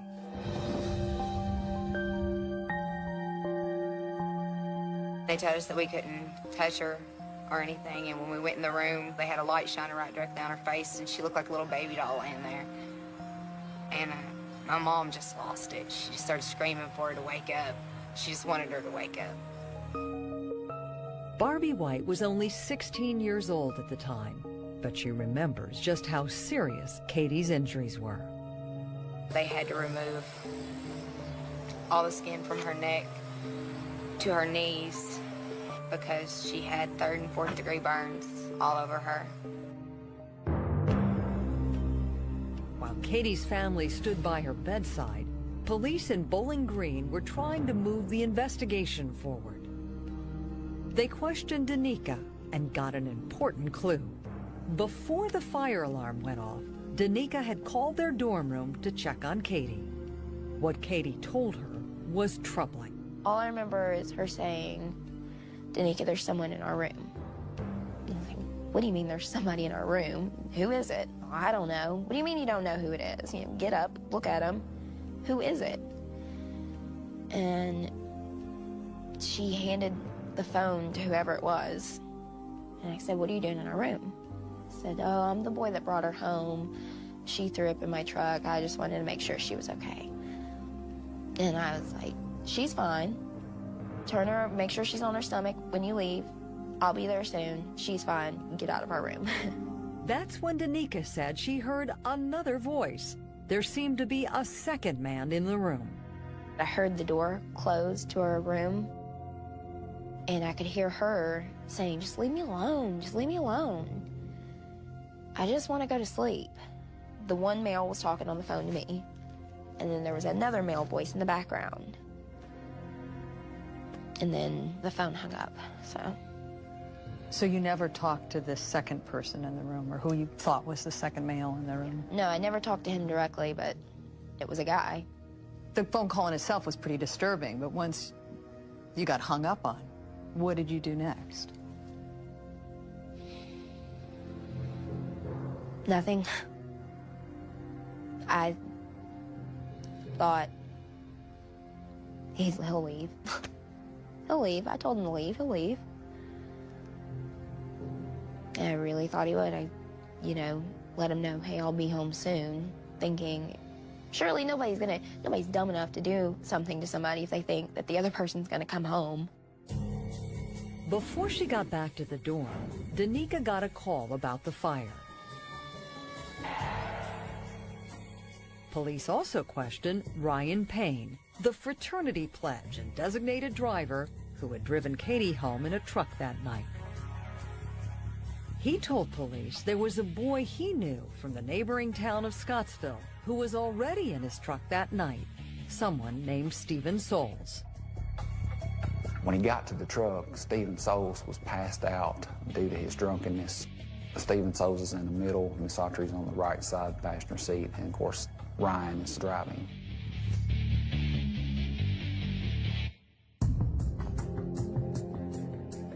Investigators wanted to hear from Stephen Souls. It took days to track him down, but police finally brought him in for questioning. Cameras were rolling when Souls described the car ride to Katie's dorm. She was drunk, I could tell, but she could tell she was kind of emotional about something. She just wanted to get to her dorm and whatever, just chill. Souls said he got out of the truck with Katie, and then she invited him upstairs. Me and I went up to the room, be a little bit more specific. When we get up there, we start kissing, messing around a little more in the bed, you know what I'm saying? We started messing around or whatever, and then, we started to do it or whatever, you know what I'm saying? Yeah. Okay. But Souls says when the alcohol got the better of Katie, everything changed. She goes to the bathroom and starts throwing up. She comes back out. She's like, I'm sick. I sit there and talk to her for a little while, whatever. And then I just got up and left. Souls claim he got to a friend's house at 3:30 a.m., half an hour before the fire alarm went off. But Detective Pickett wasn't buying it. Listen, I know you're nervous. I know you're scared to death. Man, I want to help you, but I know something went bad. I don't know what happened, but I know that something went bad up there. I want you to tell me. Anything, I know that I was up there, but I did not harm that girl in no way. I can promise you that. Souls' story just wasn't adding up. He was very quiet, withdrawn to himself, nervous. He kept putting his head in his hands. He definitely had something he was hiding that he needed to talk about. So Detective Pickett pushed Souls harder. She completely backed out of me.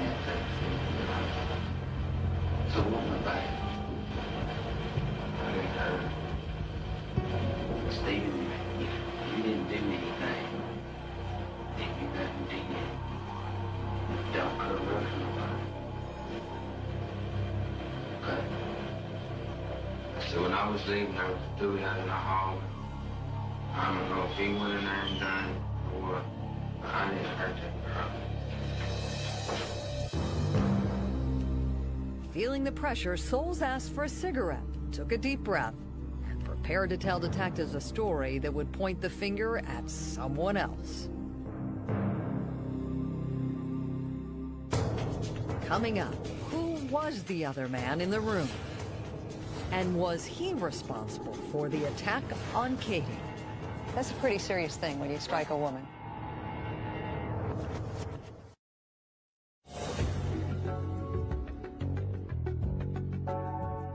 Just a few days after Katie Autry was attacked, police had identified and interviewed their prime suspect. Stephen Soules was now on the verge of telling investigators everything that happened that night.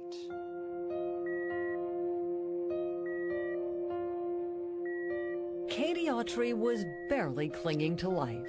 3 days had passed since the college freshman had been assaulted, raped, and set on fire. There was little doctors could do. She was such a fighter, though. She didn't want to give up. Her heart rate would drop, and she'd bring it back up. And it would drop again, and she'd bring it back up. You know, we all wanted her to live so much. It was a hard fight on her. After a brief but courageous battle, Katie Autry passed away. She was just 18 years old. She was an amazing person. Katie was very special to all of us. While Katie's family and friends mourned her loss, her case became a homicide investigation, and whoever killed her would likely be facing the death penalty. Police were focusing on Stephen Soules, the young man who admitted to being in Katie's dorm room the night of the attack. Stephen began saying he only had sexual relations with Miss Autry. I felt like Mr. Soules was to the point that he just needed some hard evidence against him. To push Soules, Detective Pickett used a time-tested interrogator's ploy. He tried to trick Soules into thinking there was solid evidence against him. Pickett made cards using his own fingerprints, saying they came from the dorm room, and then he questioned Soules about them. I said, "Who do you think these fingerprints are?" And he says, "Well, they're mine." And I also had made a mock videotape like that there had been surveillance cameras on the dorm. And I said, "Who do you think's on the tape?" And he says, "Well, me." Pickett felt Soules was now vulnerable, but if he was expecting a confession, he was badly mistaken.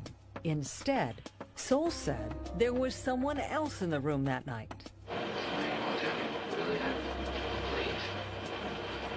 We was in there messing around or whatever, we was having sex. Buddy of mine coming out of love. For the first time, Soules mentioned the name Luke. He was talking about Lucas Goodrum, a friend who had gone to the fraternity party with him. I guess he talked to her at the party. I don't know. He come in and seen what we were doing. You know, he wanted to get something to her. You know, he talked to her, whatever, stuff like that. But she went down with it. And next thing I know, she turns crazy. Tell me what turned crazy. He just got forceful with it. Soules went on to tell police a harrowing story. He said he watched Lucas Goodrum rape Katie, and that while he witnessed the whole attack, he did nothing to stop it. I just didn't know what to do. I was just standing there. Soules insisted that he left the room before the fire was started, but he said he saw Lucas spraying Katie's bed and her body with hairspray. All I can remember is that Katie moving like that, spraying her. And this man running. Despite his disturbing account, a decision was made to let Stephen Soules go home that day. We didn't arrest him. As long as he was cooperating, we were letting him stay out. Police immediately turned their attention to Lucas Goodrum. The 21-year-old was from Scottsville, the same town Soules was from. Lucas was no stranger to police there. He had even gotten into a violent altercation with his girlfriend before going to the frat party on the night Katie was attacked. What happened that night? We got into a fight. We got into it, and I threw a cell phone and hit her. You laugh when you say that. That's a pretty serious thing when you strike a woman. I'm not really thinking it was funny, but I didn't hit her. I was not meaning to hit her. I was meaning to break her phone. But according to a statement Lucas's girlfriend gave police, his intent and his actions were vicious. She stated, quote, she tried to leave. He slapped her and pushed her on the bed. He then straddled her. and struck her twice more in the face. No, I've never seen that. I never heard that from her either. Did that ever happen? Huh? No. So what did happen? I mean, I tried to keep her from leaving because she'd been drinking. And I sat on her, and while she was in her car, to keep her from leaving, that was it. And we had an argument. Do you admit you used excessive force? No, I didn't use excessive force with her. I sat on top of her because I weighed more than her. Did you try to choke her? No, I'm not a choker. I ain't never choked nobody. The divorced father of one had a number of domestic violence complaints and restraining orders filed against him by his ex-wife, LaDonna. Do you understand that when you put all these things together, a picture emerges of you of a guy who's violent towards women? I'm not going to accept that because I wasn't the greatest guy in the world, but I wasn't bad either. The allegations of violence against women made the attack on Katie Autry that night seem plausible. But Lucas believed there was another factor working against him, a bitter history between his family and the police. And that town's a little different because my stepdad and who my stepdad's family was. Why are you making the distinction of your stepdad and who your stepdad was and how that might affect how law enforcement reacted to you? Well, that mattered a whole lot. His grandfather owned the town, basically, and they all knew who I was. Lucas's stepfather was an heir to the Dollar General Corporation, a multi-million-dollar retail chain with more than 300 stores in Kentucky alone. But his stepfather also had a troubled relationship with the police. In 1993, he killed a retired police officer in a drunk driving accident. He served 7 months in jail. But police say they weren't interested in Lucas's family history. They were focused on his actions the night of the attack on Katie Autry. After hearing Stevensol's story, police took Lucas into custody. They immediately took DNA samples. Lucas assumed he was in trouble for the fight with his girlfriend. They didn't explain nothing to me until I got the post to Kentucky State Police. What were you doing while all these samples were being taken? I was asking questions. I was trying to get them to tell me why I was there. I mean, I wasn't just sitting there calmly. I was pissed off that they was doing this. I was like, what the hell are y'all doing? And I think I made a comment to one of the cops. I was like, all this for domestic violence. Coming up, Lucas Goodrum angrily denies the charges against him. Will investigators be able to prove them? He showed no compassion. I just believe he was being totally deceitful.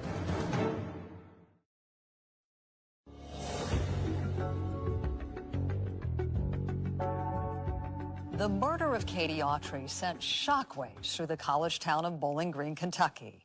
People were scared, outraged, and demanding justice. Police already had a suspect, but he said someone else was.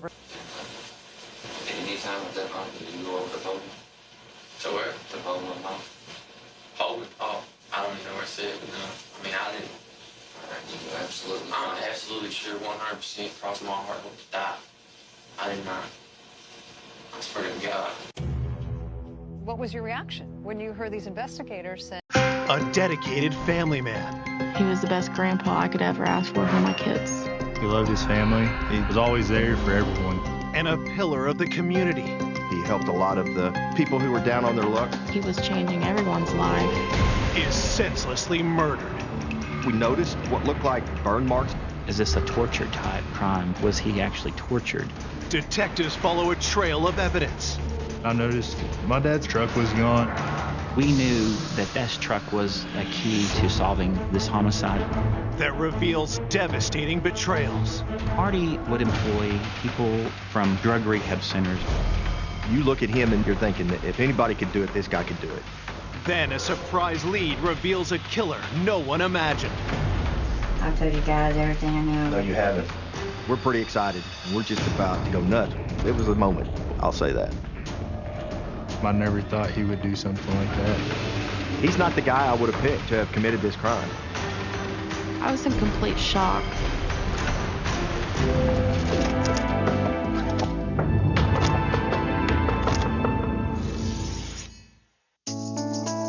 Ardmore, Oklahoma is an honest, hardworking town built on family values. We're a town of about 25,000 people, and it's a wonderful community. It's a great place to live because you can have that large town feel and then yet come home to the small town atmosphere as well. On the evening of November 15th, 2019, that small town feeling is shattered when police respond to a 911 call. I had just sat down to eat when the phone rang, and it was dispatch advising me that officers were out on a possible homicide. Police are checking in on a local man who hasn't been seen or heard from in several days. They arrived, immediately looked in the window, could see the victim was laying face down in the floor, and they could see blood, so they forced their way into the residence. They knew immediately that he was deceased. Minutes later, homicide detectives arrive at the scene. The living room was just in disarray. There was items kicked over, there was blood on the couch, there was blood spatter on nearby items in the living room, the TV and pictures. And so we knew that there was a struggle that had taken place in that room. When the detectives look at the body, they recognize the dead man. I knew the victim. It was Marty Lucas. Most of the police officers knew who Marty was. Marty helped in the community. He helped a lot of the people who were down on their luck. Marty was a nice guy. Detectives have to determine why 63-year-old Marty Lucas would be the target of such a heinous crime. With the amount of trauma that Marty had suffered, it was a pretty violent, bloody scene. You can see a lot of blood that has pooled around the body.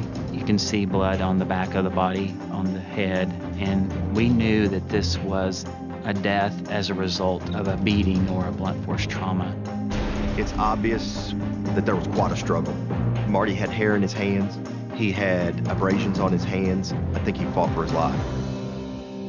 We noticed that there were pieces of what appeared to be a rock that had some moss on them. We found parts of it over by the couch where there was a large blood stain, and then parts of it over by him. We walked the exterior of the residence trying to find where maybe a rock would have come from. Immediately under the carport, there is a rock pathway. The walkway was missing a rock. So immediately we thought, well, whoever it was that did this took a rock from there and brought it with him. That indicated to us that this was premeditated. And so we believe that he or she had used it as a weapon against Marty, and in the process of that, it was broken.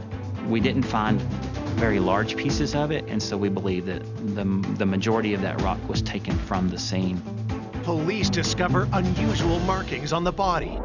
We noticed what looked like burn marks on his shirt, like his shirt had been ironed. My initial reaction was not only has he been hit by an iron, he's been burned by an iron. Is this a torture type crime? Was he actually tortured?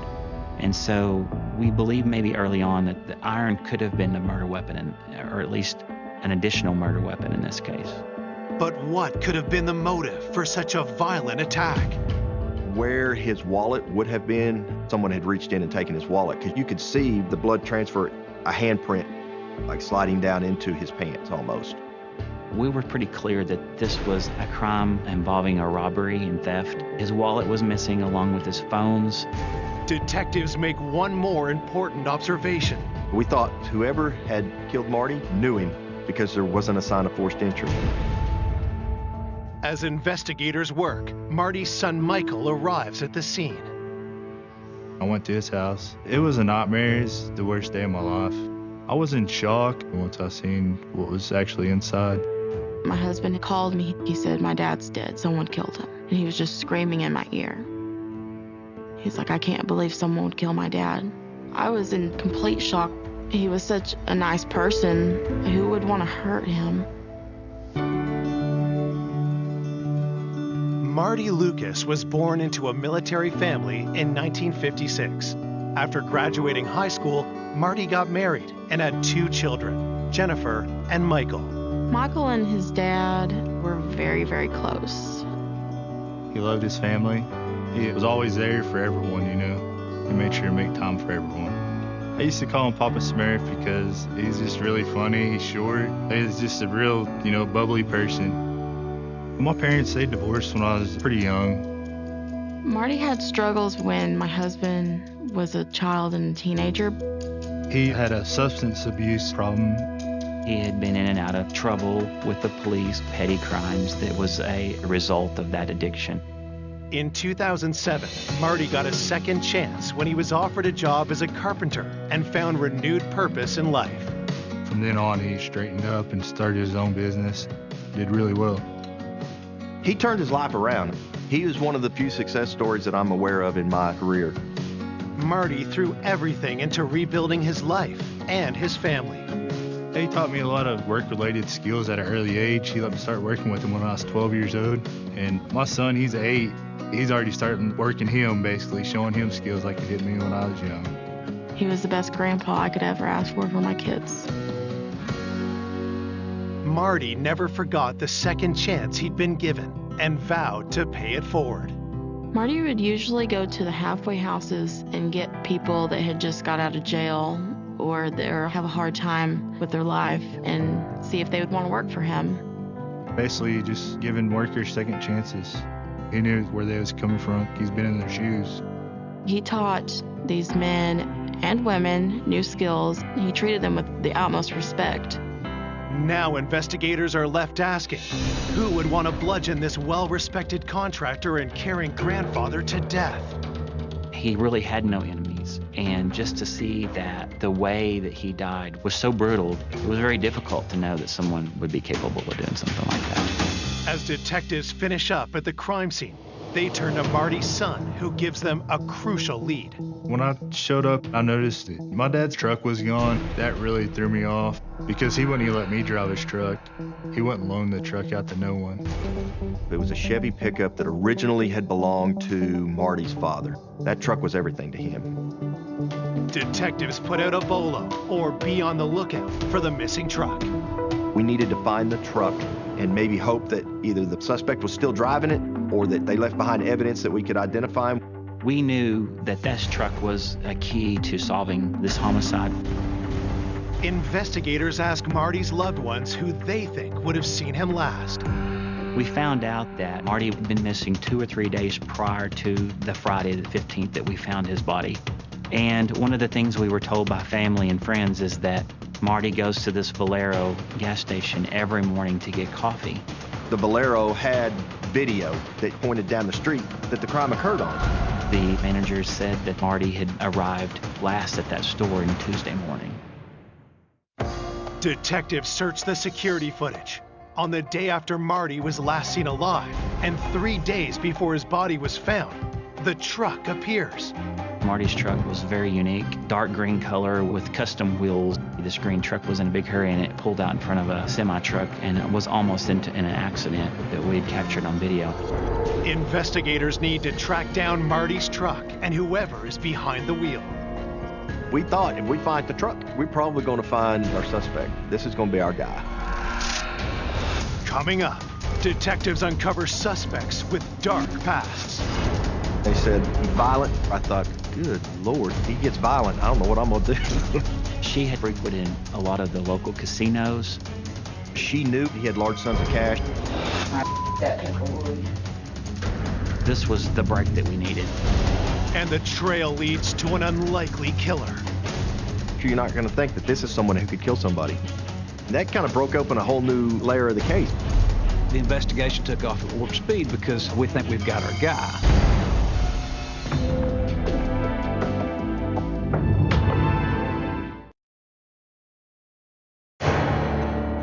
Police investigating the murder of 63-year-old contractor Marty Lucas have obtained gas station surveillance video of someone driving his truck the day after he was last seen. We collected hours and hours of video from the store. We were able to piece together some events that happened before and after the homicide. The footage shows a busy street a few blocks from Marty's house. When detectives scour the rest of the security tapes, something grabs their attention. On Wednesday morning, just after daylight, you can see a gentleman walking from the direction of Motel 6, and that person was walking towards Marty's home. Is this unidentified man involved in Marty's murder? You can see the suspect. Then an hour later, you can see on the video that there's one guy in the truck, that there's a single person in the truck. And so we thought he might be the same person that was in that video. Marty did not allow just anyone to drive this truck. In fact, he did not allow anyone to drive this truck. We had to follow the stolen truck. that was really going to be our key to solving this case. While officers continue their search for the truck, detectives return to speak to Marty's family and friends. That's one of the things we were trying to just nail down is, who has Marty been hanging out with lately? Who has he been working with? Who has he had problems with, if anyone? Police learn that along with helping people back up on their feet, Marty often forged friendships with those he employed. Marty would become close with some of the men that he worked with or that he would hire and try to get to know them. There's probably about 6 or 7 of them I actually got pretty close to. He built up friendships with them. Amanda and Jason, Marty's neighbors, were very close to him. Amanda used to work for Marty because she paints very well. He didn't look down on me for, I was trying to get my life back on track. And he told me he did it, so you can do it. Marty would bring a lot of these folks to family dinners or get-togethers. He tried to bring them into his family. But now, police want to know, had Marty's generosity and business exposed him to danger? He paid all of his people in cash. And that's just the way it is in the day laborers with those guys. They need money that day, so they're going to work. And everything's cash. To know that he could pay them daily with cash and help them out may have led to his demise. Police also discover not all Marty's employees felt like part of the family. It wasn't an easy road for Marty because sometimes he would have to tell them that they couldn't work for him anymore because they would steal from him. Anytime you're working with people who have drug and alcohol problems, it's not uncommon for them to steal from their employers. And Marty had faced some of that. He wasn't afraid to stand up to these people. He would tell them, if you mess up, you're gone. So our list of suspects was a mile long. We were given several names, but yeah, it was so difficult for investigators because it was going to be hard to track them down. Where they were staying, they usually don't keep jobs very long. As detectives begin tracking down Marty's current and former employees, they ask his neighbor if anyone had a grudge against him. Well, I initially went to interview Amanda, and she said, over the last month or so, there's been some rough-looking characters over there. 1 month before his death, he had been hanging out with these new people, and they were helping him work on his truck and then had to redo the job. She thought maybe there had been some anger issues between the victim and those guys. The day they were there working, Marty seemed to be pacing back and forth like they were taking too long. And he didn't want to, leave them at his house. They were making too big of a mess. He was upset about that. Amanda didn't know the men, but had overheard Marty talk to the man in charge. One was a guy named Junior, and so this was someone that we wanted to speak with. There's just one problem. We did not know who Junior was. We knew this to be probably a nickname, and that's all we really knew. While detectives plan to search for Junior, Amanda also provides them with the name of another one of Marty's former employees. Marty met Chris Dyer at a Valero, the local convenience store that he went to nearly every morning to get a cup of coffee. Chris had recently been fired from that store, had a falling out with the owner, and Marty had employed him. I know Chris Dyer had worked for Marty, had been fired from there for drug use. He'd had a criminal past. He'd been arrested and had an addiction problem with drugs and alcohol. Officers speak with the owner of the Valero station where Chris once worked.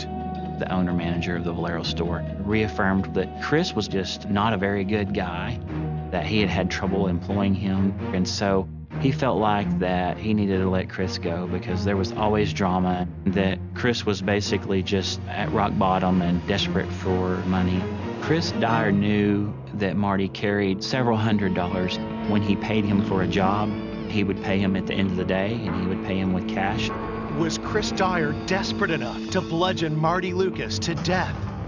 We were thinking that maybe it was a robbery gone bad, knowing that Marty had this money in his home because he was down on his luck and needed money for drugs. And so there was a lot of questions concerning Chris Dyer. One of our main priorities early on in the investigation is to find this subject named Junior, along with Chris Dyer. And so we wanted to talk to these people. So we need to locate Junior, and we needed to talk to Kristen as quickly as possible.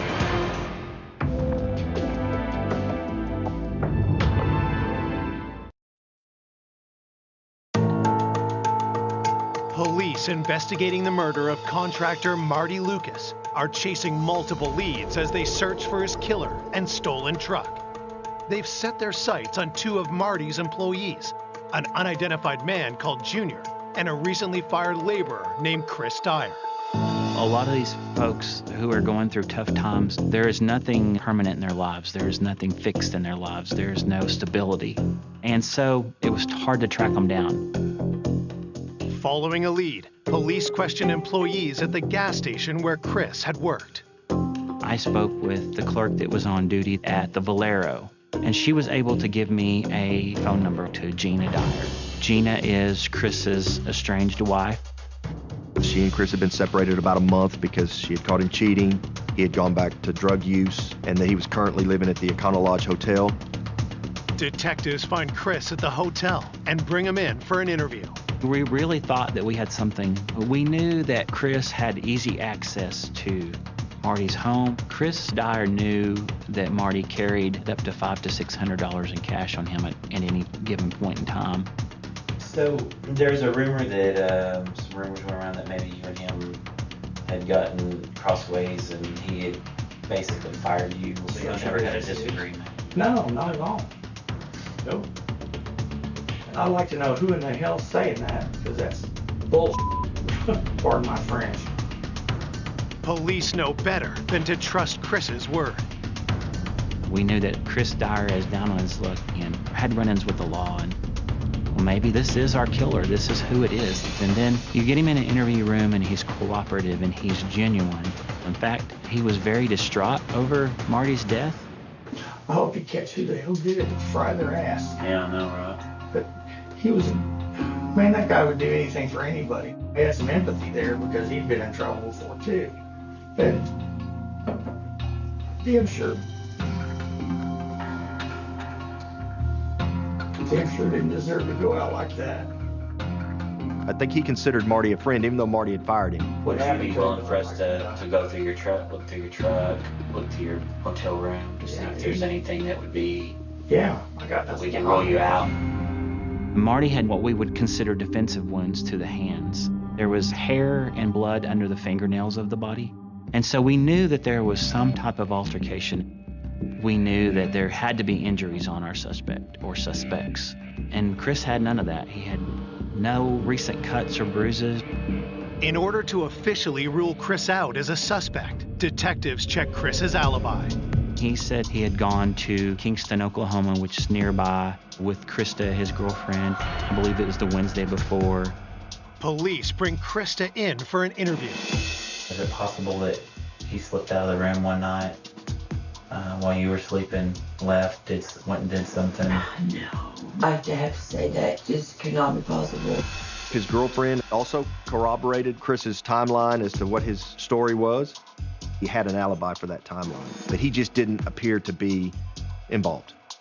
With nothing to link Chris to the murder, police are forced to let him go. Investigators hope Marty's preliminary autopsy report will provide more leads.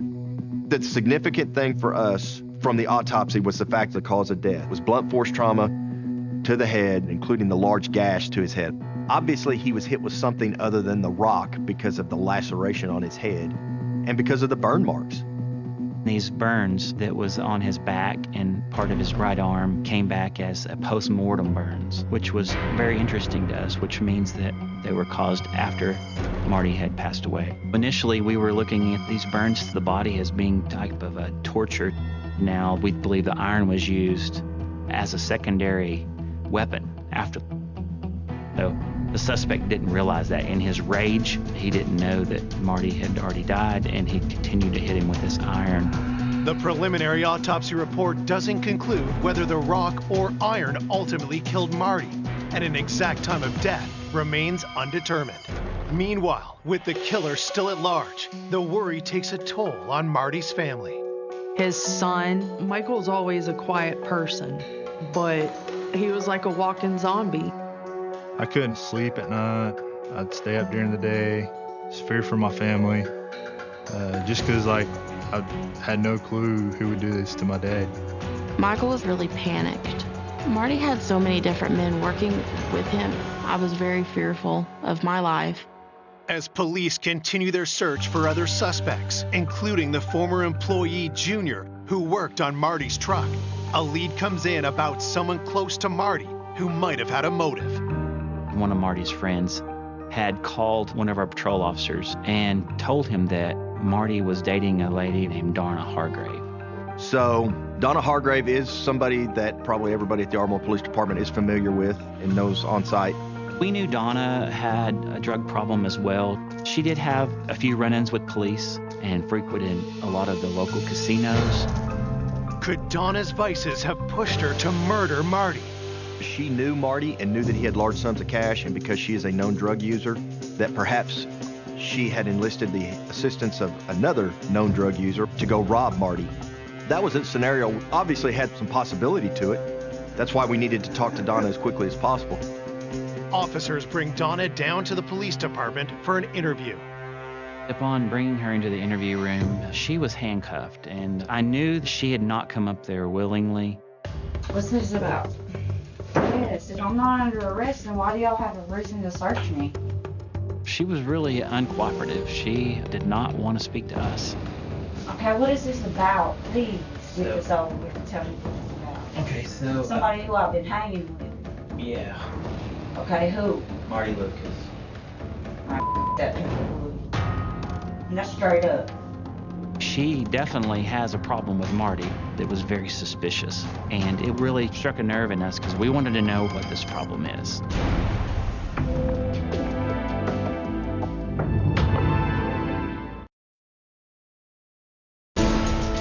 Two days after finding the body of 63-year-old Marty Lucas, police are interviewing his former girlfriend, Donna Hargrave, a woman with a long criminal history and a grudge against Marty.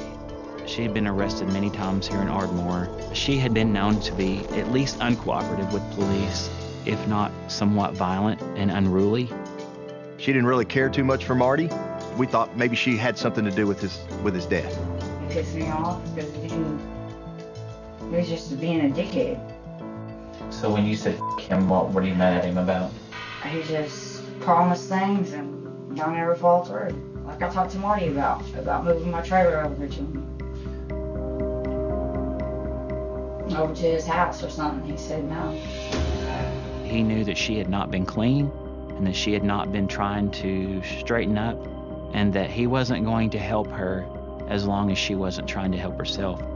Could Marty's rejection have led Donna to do something unthinkable? So if I were to tell you something bad happened to Marty, what would you say? What do you mean? What's wrong with him? Well, if I were to tell you he was dead, someone did something to him, what would you say about that?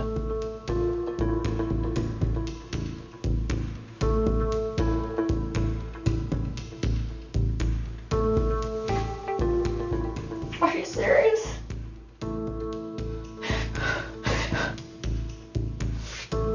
Yeah.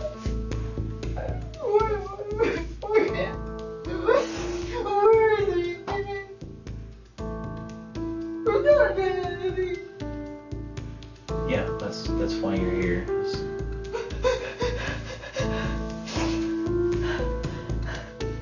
This was a girl that was very hardened, and for her to break down and to cry and was very genuinely upset over Marty's death.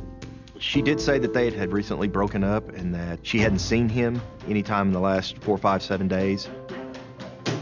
Can you kind of start like maybe Wednesday morning and tell me where you were, what you did, where you went? At my mom's and I slept all day. Okay. And we were able to pretty quickly corroborate where she had been. It was unlikely that she had anything to do with his death. However, we did not rule her out immediately. Days after Marty's gruesome death, his family and friends come together to say their goodbyes. Marty's funeral was amazing. It was very, very sad, though, because everyone who knew him knew that he didn't deserve anything ever bad to happen to him. Everyone loved Marty. Everyone.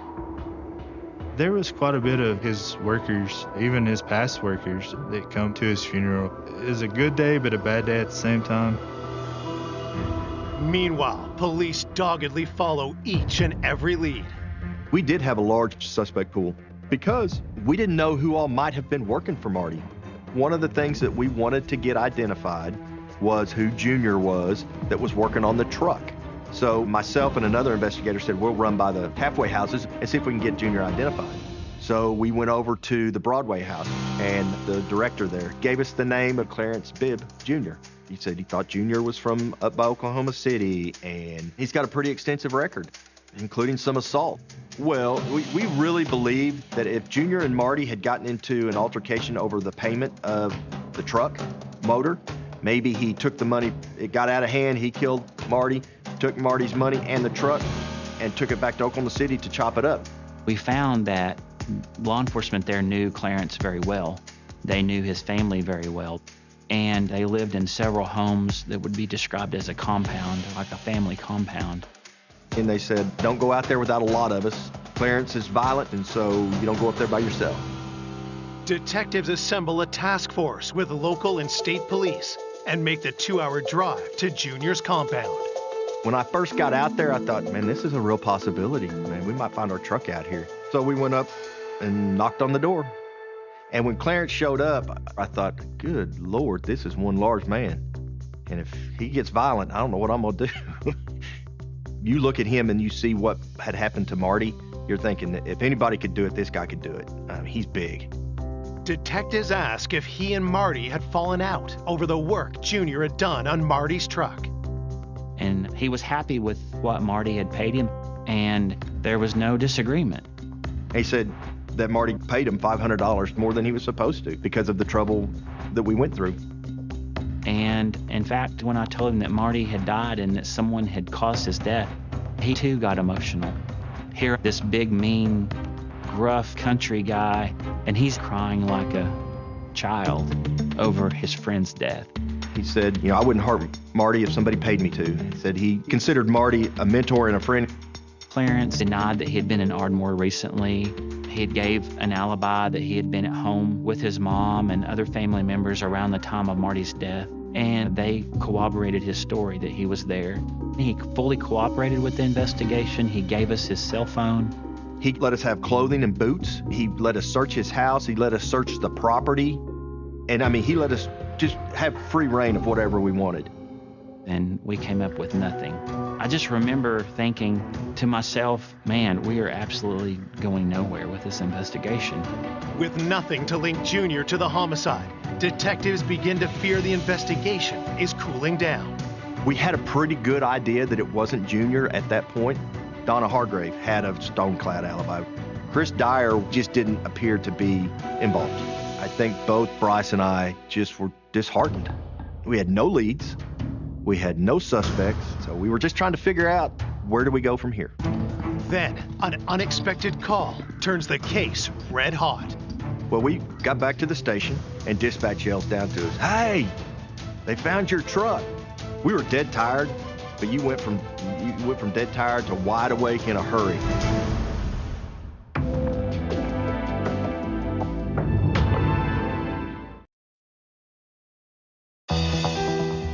Days into the investigation of Marty Lucas's murder, detectives get the break they were looking for: Marty's missing truck. And I remember the dispatcher telling me they found the truck, and I said, where is it? And they said in Springdale, Arkansas. And so this was the break that we needed. We're pretty excited, and we're just about to go nuts. We're like, okay, get a hold of Springdale police, get them on the phone, let's find out what we got going on. It was a moment, I'll say that. Investigators asked Springdale police how Marty's truck had ended up over 300 miles away.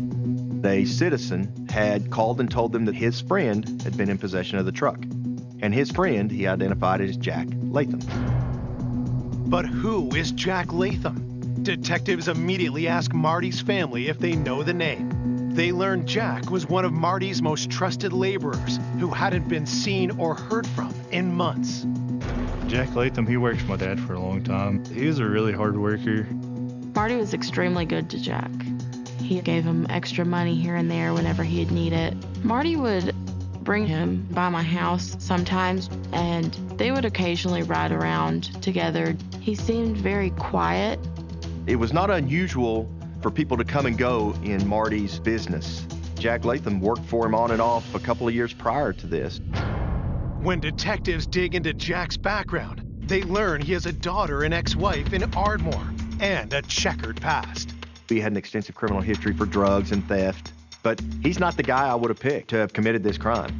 Jack Latham did minor misdemeanor type crimes, drug possession type crimes, but this is not a person that would even be on the radar because he had no really violent history. So you're not going to think that this is a guy who could kill somebody, particularly not in the manner in which Marty was killed. Investigators rush to Arkansas, where police have taken Jack into custody and seized the truck. But before speaking with Jack, they interview the man who first contacted police about the truck, Jack's friend, Raymond. Raymond, he says to us that out of the blue, Jack calls on Friday night and says that he has got court on Monday, can he stay, or the weekend.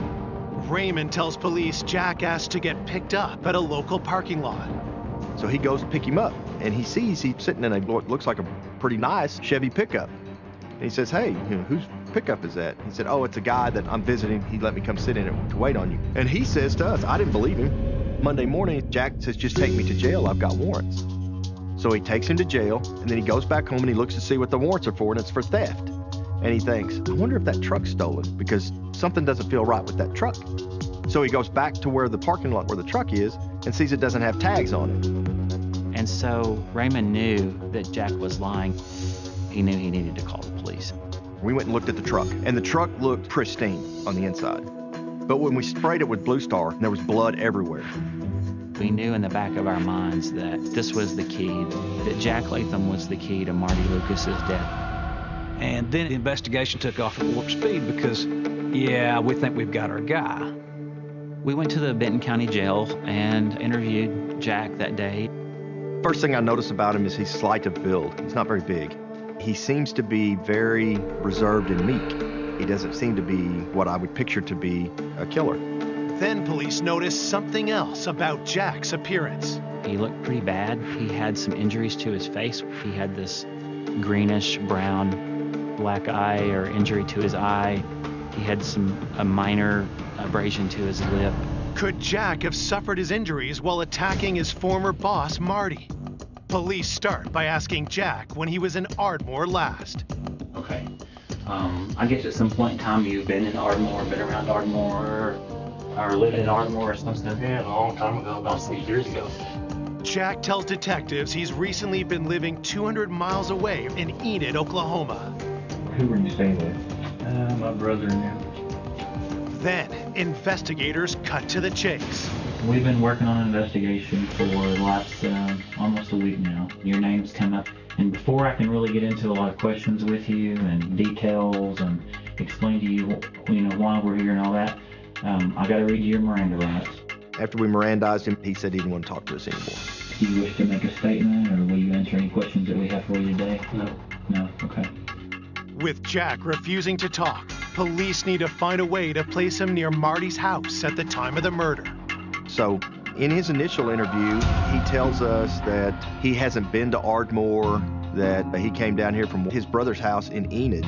I called Enid PD, and they went out, they talked with the brother, they talked with the brother's wife. They said, yes, he has been here at our house. But then detectives get a stunning piece of information Jack hadn't shared. His brother's wife said I'd put him on the bus to go see his wife and daughter in Ardmore on the Monday morning before Marty had been killed. So we knew he had gotten to Ardmore. The next day we got a hold of the bus and found out that yes, indeed, he had been at Ardmore. With Jack still in custody, police drive back to Ardmore. The detectives got a search warrant and looked through Jack's phone, and that led them to his ex-wife and daughter. Did you see your dad in the truck last week? Yeah. Okay. Do you understand what kind of trouble your dad's possibly in? He's been detained as a suspect in a homicide. So you for sure haven't seen your dad since he's been in Ardmore. Investigators talk to Jack's ex-wife, Teresa, next. Has he came to visit you lately? No? But I haven't seen from him or heard from him. So would it surprise you to know that Jack is involved in a homicide here in Ardmore? Yeah. Because it doesn't seem like him. Both of them said they haven't seen Jack. He hadn't been in Ardmore. They don't know what we're talking about. And we knew this was not true because on Jack's phone, we knew that he had called Teresa and Shelby. And during that interview with Teresa, I laid it out for her. I just flat out told her I knew she was lying. I'm not saying anything. I've told you guys everything I know. No, you haven't. Yes, sir, I have. No, you haven't. And we can prove it. It's a matter of time before we put you in that truck. We put you in that truck, it starts getting serious in a real quick hurry.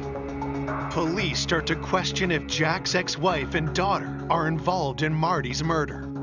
At that point, she decided that she didn't want to talk to us anymore, and she and Shelby left. And I just told her, we're not going to stop. We're going to solve this crime with or without you. The only question is, where's your role going to be? Less than 24 hours later, police get a call.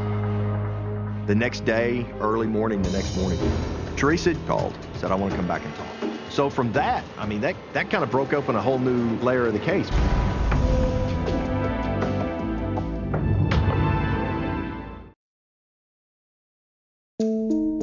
Police investigating the murder of Marty Lucas are trying to place his friend and employee, Jack Latham, at the scene of the crime. We knew that he was coming here to visit his wife and daughter.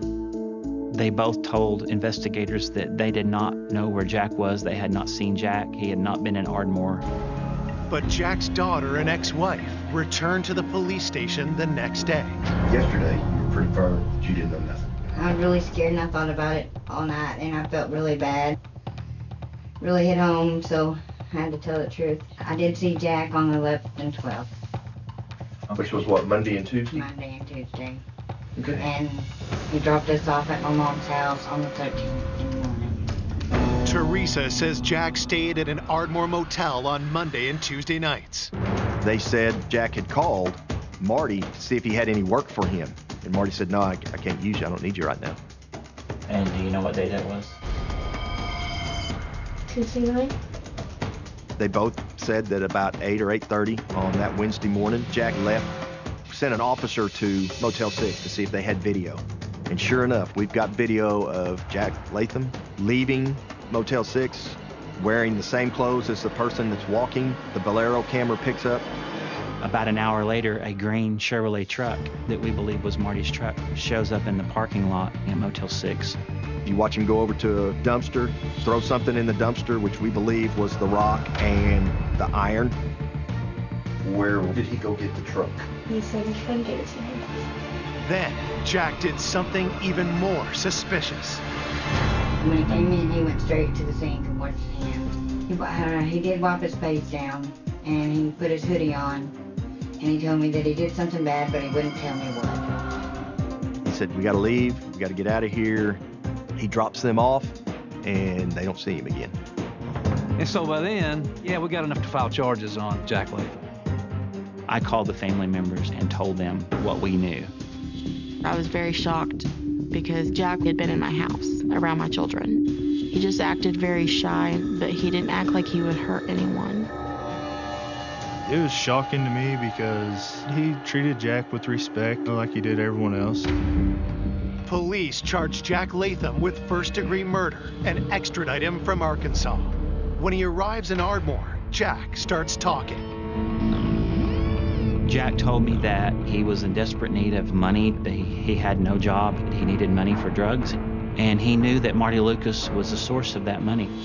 Marty had told him no, that he knew that he wasn't clean. His story was that a physical altercation occurred, that he took a rock paperweight from the kitchen table, struck Marty with it, that in his words, he freaked out, took the keys to the truck and a few $100s from the wallet and left the area. Jack denies attacking Marty with a stone from outside or the iron. There were some aspects where he seemed to truly be confused about what had happened because he was strung out on drugs, including, was there an iron used? So what had really happened? Police have their own theory as to how the murder played out. We believe that this was premeditated. I think he went to Marty's house, and I think he picked that rock up on the outside of the house and he knocked on the door. because I don't think he was going to take no for an answer. And when Marty told him no, a fight ensued in which he struck Marty with the rock. I think Marty fought back. He struck him with the iron, which was readily available, and then burned him with it, whether on purpose or on accident.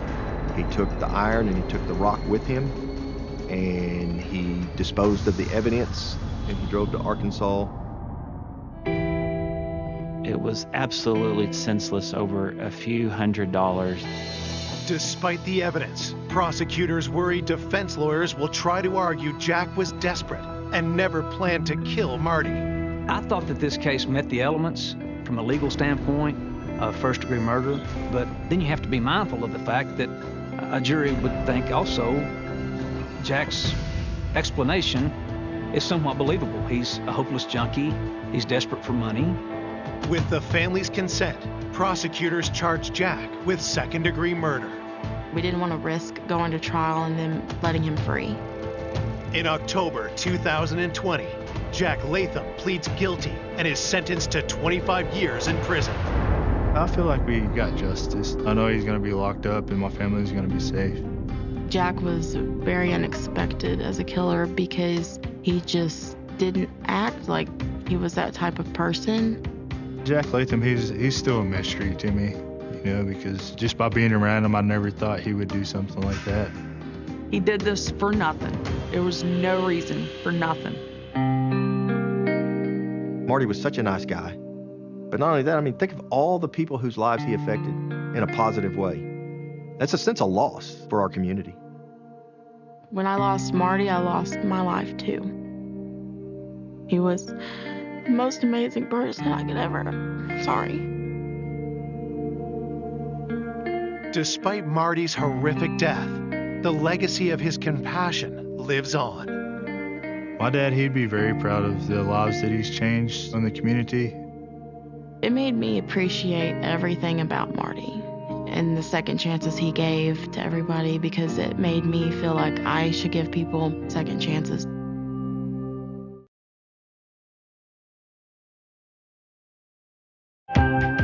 He was a popular high school teen with a big heart. He was loved by everybody.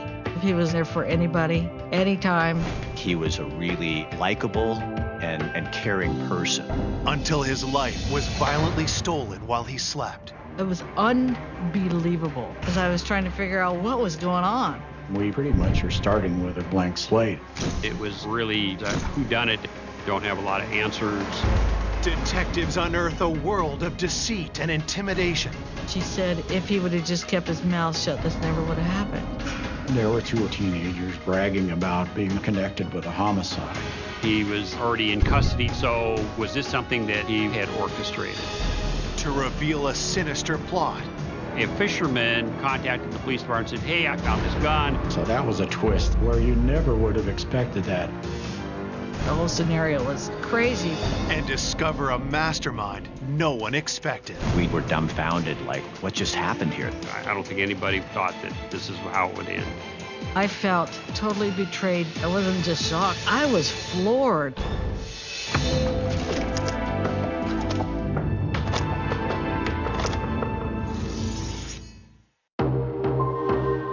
Set against the picturesque backdrop of the Oregon mountains, the small town of Eugene is 100 miles south of Portland. The community is nice. It's a good place to raise a family. It's a college community. The University of Oregon is there. It's a beautiful area of the Pacific Northwest. Eugene's a small town, relatively. We're like the second or third largest city in Oregon, but that's still about 200,000 people. It's a quiet place. In the early morning hours on Monday, October 3rd, 1994, the serenity of this close-knit community is shattered. A 911 call was made. It was a mother who was in anguish. Her teenage son had been seriously injured, bleeding from his head. Emergency units raced to the home, arriving in a matter of minutes. When the first responders arrived, they were able to quickly assess that it was gunshot wound to the head. And although he was unconscious, he was still alive. As paramedics battle to save the teen, police arrive to investigate the shooting. Janice Itura identifies the victim as her 18-year-old son, Aaron Itura. Aaron Itura was almost immediately transported to the hospital. As detectives get to work, they need to determine who would shoot a teenage boy and why. In short order, we're preserving the scene, beginning to document it with photographs, and start gathering information. His bedroom had been partitioned off inside the attached garage of the residence. He had furnished it or decorated it as, typical teen male would. He had been in bed asleep with a girl that he was dating at the time. We knew he had sustained a devastating gunshot wound to the head. The girlfriend who was lying beside him was unharmed. Police ask her to wait with the family while they continue to investigate the crime scene. And a fragment of the bullet was found at the scene. It seemed like the caliber of the gun was a .38 caliber. The weapon is nowhere to be found, and there's no sign of forced entry to the home. Somebody had just opened the garage door. It wasn't locked. There's nothing of value missing. Detectives wonder if the attacker could have a personal motive. If somebody had a gun and they went in there to steal property, but the people woke up and discovered them, you would expect both people to be shot. The fact that one person wasn't shot and the other one was would indicate that there's a motive to single that person out. With the crime scene yielding little information, detectives question those closest to Aaron, his family and girlfriend, who were at the scene of the crime. I mean, it was a really whodunit out of the blue. Don't have a lot of answers. The police department were still trying to figure out what happened and who was involved. The detective questions how Janice came to find Aaron. Aaron had gone to his room and his girlfriend and Carrie was spending the night. And then all of a sudden, about 1:30 in the morning, I hear screaming. I went out to the bedroom and here's Aaron on the bed and his girlfriend Carrie's just freaked out. And I looked at Aaron and he had a big old gash on his head. Then I saw blood. And I called 911 and then I just grabbed him and I held him for a while. I was trying to figure out what happened. Aaron Itura was born on December 28, 1975.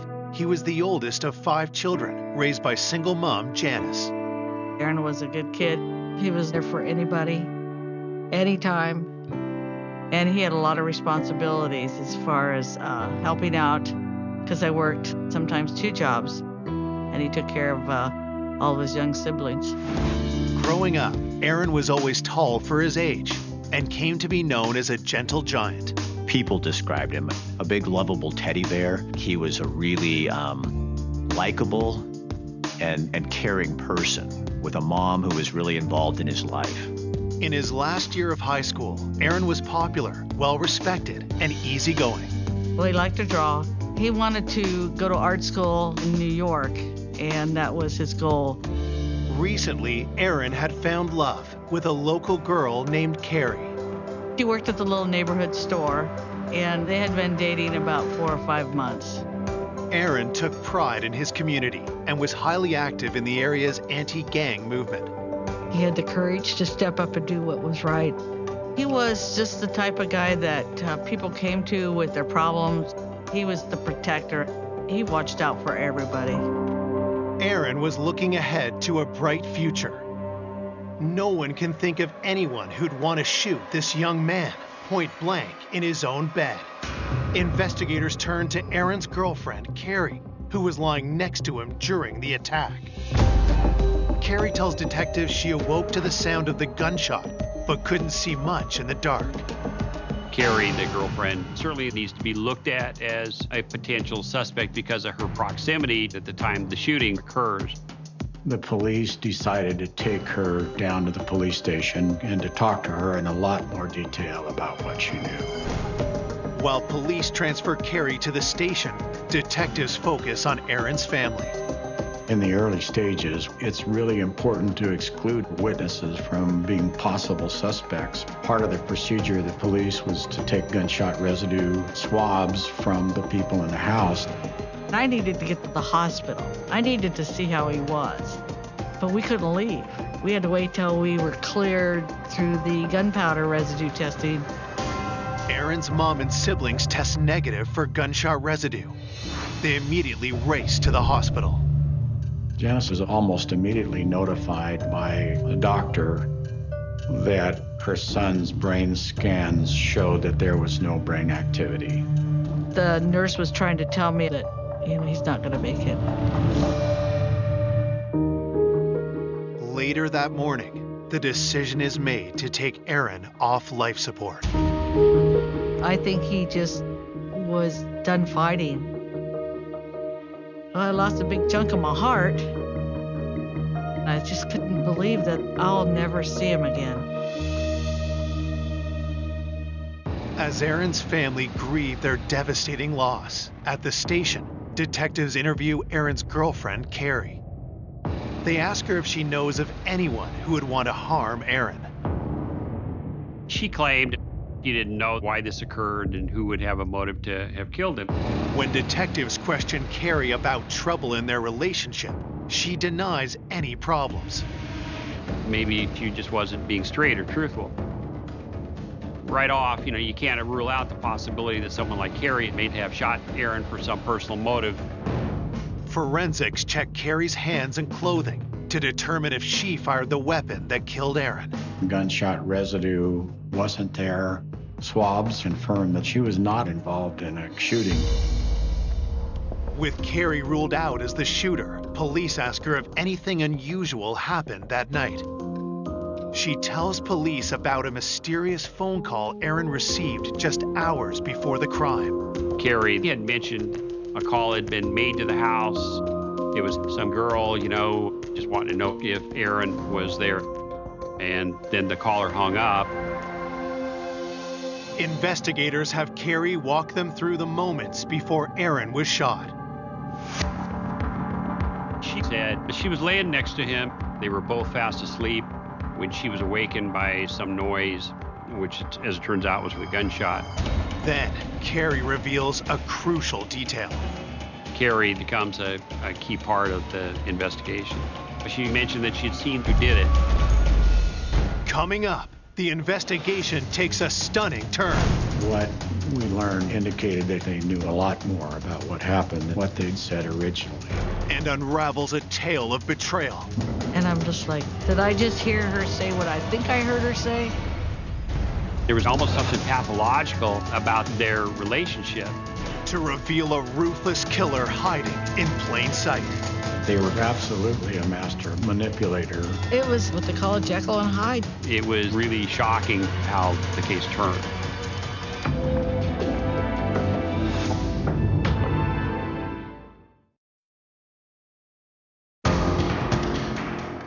Police are investigating the murder of 18-year-old Aaron Itura, gunned down in his sleep. Aaron's girlfriend, Carrie, is the sole eyewitness to the crime, and police are hoping she can provide them with a lead. The police department are still trying to figure out what is the reason why he would be singled out and killed. Detectives continue to question Carrie about the details surrounding the murder. Carrie provided information to the police that it was two killers. She believed they had their faces covered with bandanas and their hands covered, so she could not get a good description of them. She was able to identify them as young males, but not much beyond that.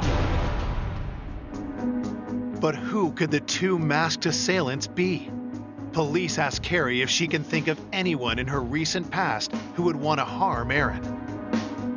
She might have had a jealous ex-boyfriend, might have had a grudge against Aaron that she would have been aware of. And so we were exploring all of those avenues to find any potential connections.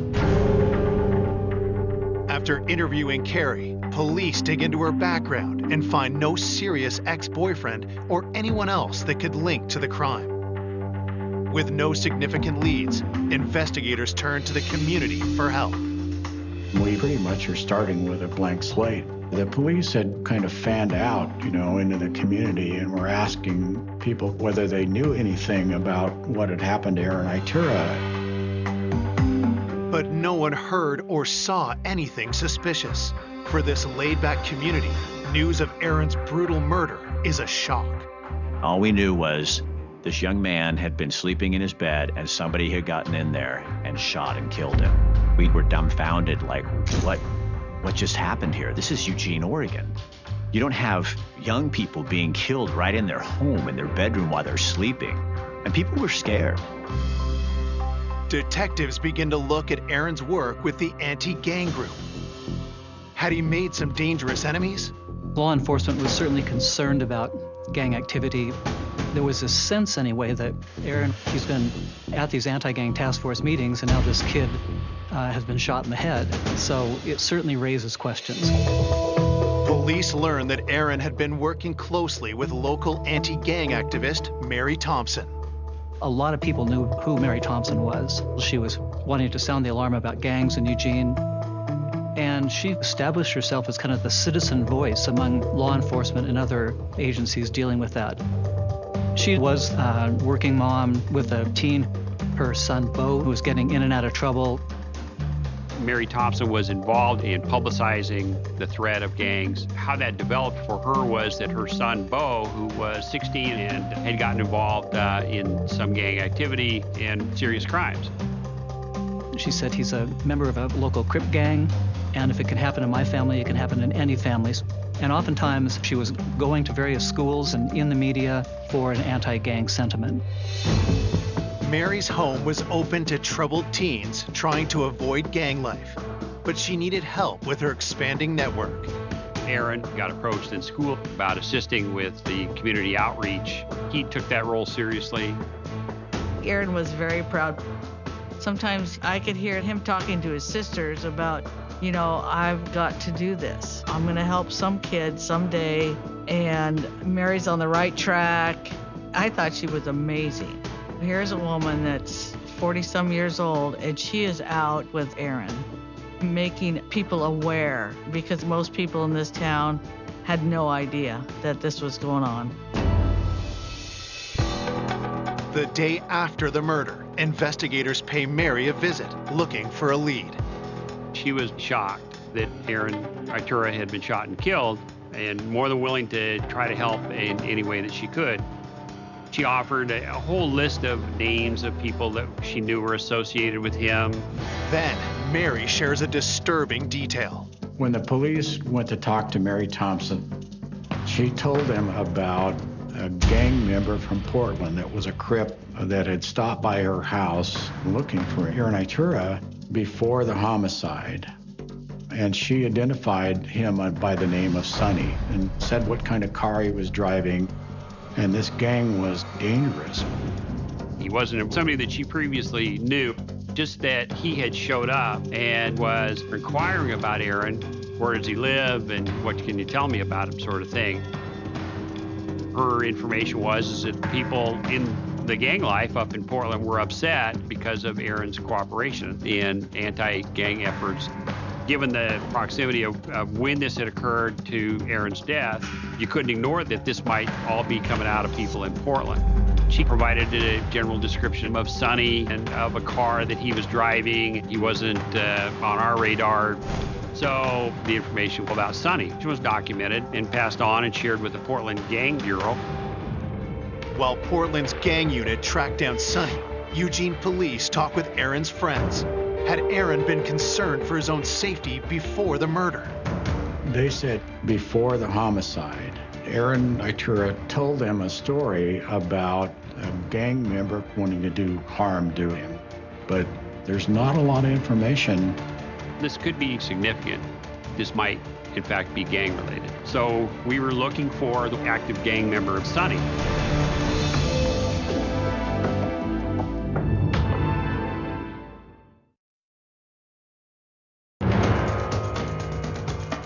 Less than 36 hours after Aaron Itura is found shot in his bed, investigators believe the cold-blooded murder of the teen could be tied to his work in an anti-gang group. According to Aaron's mentor, Mary Thompson, a gang member named Sonny had been looking for him. The result of the inquiry with Portland has come back and they came up blank. They had no information about any Sonny. The car description didn't match anything in their files. So it was a big zero. They were just saying, we don't have anything. So as a result of that, we were frustrated that we didn't have a suspect. Then, detectives received the autopsy results. Aaron sustained a fatal gunshot wound to the head, and it was a single shot. It was an aim shot with a .38 caliber to the back of the head that would go through the brain, would have almost 100% chance of causing the death of the person that was hit. 48 hours into the case, with few clues to investigate, the pressure on police increases. There's a sense of uncertainty and unease, that can permeate the community if you don't solve this crime, if it remains unsolved.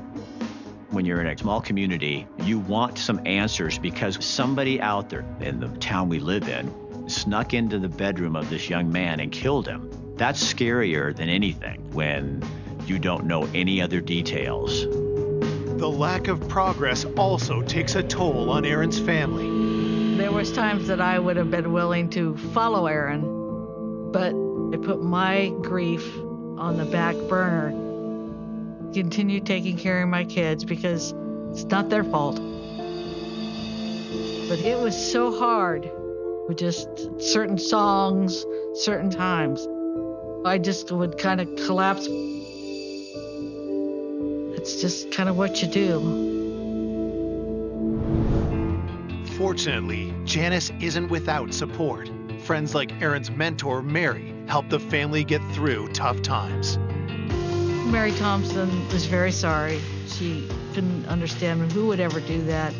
We both were grieving. So I got some really nice words from her. I'm in the mindset of, well, we got to catch who did this, who shot him. And she's like agreeing with me, yeah, we need to find out who did this. At the station, police search for new leads and find a report about a recent incident involving Aaron, and are surprised when they come across a familiar name. Mary Thompson's son, whose name was Bo Flynn, was connected to this case. He was 16 years old. Bo had been involved in the juvenile system before for his violence and criminal activity. He was empowered and emboldened by dangerous crime. We learned that Mary asked Aaron to keep an eye out for Bo and try to steer him clear of trouble. The plan was just simply for Aaron to spend time with Bo, be a positive influence. But instead of Bo moving away from trouble, he drags Aaron into it. 3 weeks before the murder, they have a dangerous encounter. Bo and Aaron were in West Eugene and encountered some other youths, and one of them had some prior issue with Bo. Bo suspected that this kid had snitched him off, or they got into an argument or whatever it might be. The confrontation escalated. Bo, who was carrying a knife, produced the knife and ended up cutting the other kid. Patrol officers arrived and they both were arrested. Aaron went to the Lane County Jail. They had to go down and get him. And I was so mad at him that I said, you're responsible for your actions. But he did know right from wrong. And he was not afraid to stand up for what was right. Then, Aaron makes a risky decision to testify against Bo. Aaron was killed on October 3rd, just 2 days before he was due to give his witness statement. Was this the reason for Aaron's murder? We consider the possibility that Bo was involved in the killing, especially as this potential motive emerged that Aaron was a witness in a pending case against Bo that would result in him being incarcerated potentially 3 or 4 years. Investigators pay a visit to Bo, who's in custody at the state's juvenile facility for the knife assault. He was already in custody at the time that the homicide occurred, so was this something that Bo had orchestrated? When detectives interview Bo Flynn and ask him what happened, Bo Flynn says, I didn't do anything, I don't know anything about it. At the time, there wasn't any credible information that developed that suggested that he had orchestrated this crime. The police don't have any evidence that gives Bo's role in the commission of this murder. Having lost Bo as a viable suspect, detectives are at risk of hitting a standstill in the case. But then, Aaron's mom contacts police with a disturbing new lead. I told him that somebody heard a couple of other people at the high school were talking about how they were going to take care of the big guy, and we all knew the big guy was Aaron because he was the biggest kid at Willamette High School. We also were hearing rumors that there were 2 young gang members involved in the community bragging about being connected with a homicide. Police dig deeper into these rumors, turning to Aaron's friends for more details. When we're talking to kids that were associated with Aaron, we're just trying to find out, what do you know and who could have done this? Jim Elstad and Joe Brown had been identified as part of this loose-knit group of kids that were often frequenting the Thompson residence. And they were kind of on the fringe. The information persisted that both admitted and talked about the murder itself. They were saying that they had done the killing. They were proud of what they'd done. These kids needed to be contacted. Even as we were working, it was really shocking how the case turned.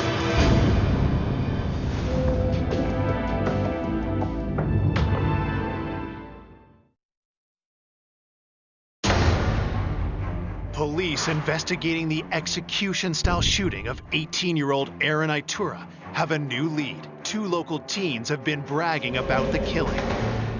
What the word was on the street was Joseph Brown and James Elstad were the 2 individuals involved in the killing of Aaron Itura. I knew they were friends of Bo's, but these kids were Aaron's friends as well. Jim Elstad grew up with my kids. His little brother was my daughter's best friend. And hearing that he would even be involved was just bizarre. But that's what they were saying. We were told from the circle of kids that were being identified and contacted said that Jim Elstad and Aaron Itura had been friends at one time, and that most recently, leading up to the homicide, that relationship had soured. So a source of friction that should be explored and investigated. Joe Brown and Jim Elstad, they didn't appear to have criminal records, so there wasn't a whole lot to go on. Before police can speak to the 2 teens, they get a surprise visit from Mary Thompson. She indicated that she also heard that Joseph Brown and Jim Elstad might have been involved in the homicide. But what Mary reveals next stuns the detective. The homicide happened on October 3rd in the early morning hours, and she tells the police that both Elstad and Brown ended up coming to her house after the homicide and telling her that they had killed Itura. Acknowledged that she hadn't been entirely candid with us from the beginning. Her explanation for that was, well, I just didn't believe them. I just couldn't imagine them doing it. I wasn't seeing anything in their demeanor that suggests that they had done this homicide, and so I didn't volunteer that information up front because I didn't think it was credible at the time. But now Mary believes the 2 teens could have been telling the truth. Armed with this new information, police bring Jim Elstad and Joe Brown to the station for questioning. When they were interviewed, both of them denied any knowledge of the homicide. Elstad and Brown had agreed to take polygraphs as a way to clear themselves of suspicion. And so they were each polygraphed that same day, and both flunked. Detectives grill the teens for hours, and eventually they break down and confess. Brown and Elstad finally acknowledged that they had been involved and had done the homicide. To understand how Aaron Itura was killed that night, police have Joseph Brown recreate the murder at the crime scene. He had agreed to come back and do what we call a walkthrough, where you're basically doing a videotaped statement and you're describing, and in some instances you might even enact, what occurred. Joe tells police he was the lookout, and Jim Elstad was the one who shot Aaron. But what was their motive? Gradually what emerged was they were upset because their homie Bo, was at risk of being incarcerated further because Aaron was cooperating with the police and was willing to testify against him in this knife incident.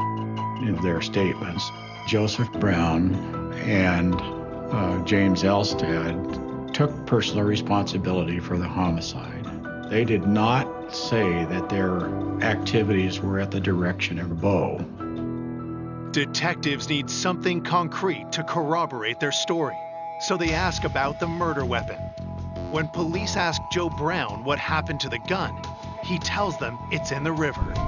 After the homicide, Joseph Brown throws the gun into the river to dispose of it. Police search the river for the gun, but can't find it. The fact emerged, that we were looking for the weapon. A fisherman contacted the police department and said, hey, I don't know if it's connected or not, but I was fishing that stretch of the river and I found this gun. So a patrol officer is sent out and takes possession of the gun from him and books it into evidence. They then do a ballistic check on the gun and they find out it was consistent with the murder weapon. You have their confession and you've got the murder weapon, so you can corroborate their confession to the point where the conviction of those two people is solid. On October 6, 1994, Jim Elstad and Joe Brown are arrested for the murder of 18-year-old Aaron Itura. It was very hard to find out. Jim Elstad shot Aaron while he was sleeping. That was like just unbelievable. After the arrests, Aaron's mentor, Mary Thompson, reaches out to Janice. Mary called me. First it was like, well, we need to get together, maybe have a coffee, and I'll buy you lunch. And then she said, if Aaron would have just kept his mouth shut, this never would have happened. And I'm just like, did I just hear her say what I think I heard her say? At that point, I got real concerned. So I called Detective Rainey and told him what happened. What we learned indicated that Mary knew a lot more about what happened than she had said originally. For police, Mary's alarming statement is one of many things they are now questioning. Initially, it was thought to just be this homicide that had been committed by these two guys, but there was just this overriding perception that she was more involved than she had admitted.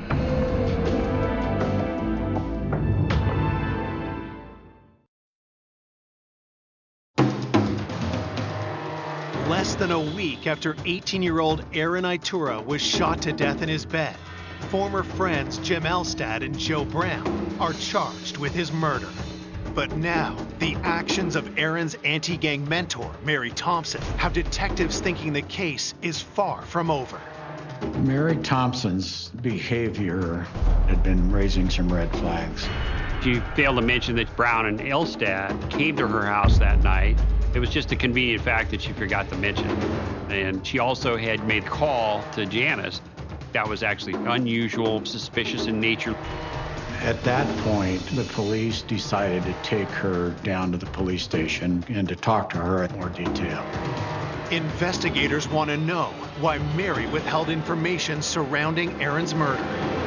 In that interview, she talks about being extremely angry with Aaron Itura after he informed on her son about the knife fight, but she didn't want him to be killed. Do we know for sure that she's implicated in the murder? No. Can we prove it at that time? No. Since police lack solid evidence that Mary is involved, they let her go. With the killers behind bars, Aaron's loved ones gathered to say their final farewells. It was one beautiful, beautiful day. High school kids, teachers, counselors, they all showed up. Mary was there as well. And there was probably 2,000 people. People I didn't even know were there. Aaron was loved by everybody. 5 days after the arrest of Aaron's murderers, police are still troubled by Mary Thompson's unusual behavior, so they dig deeper into her past.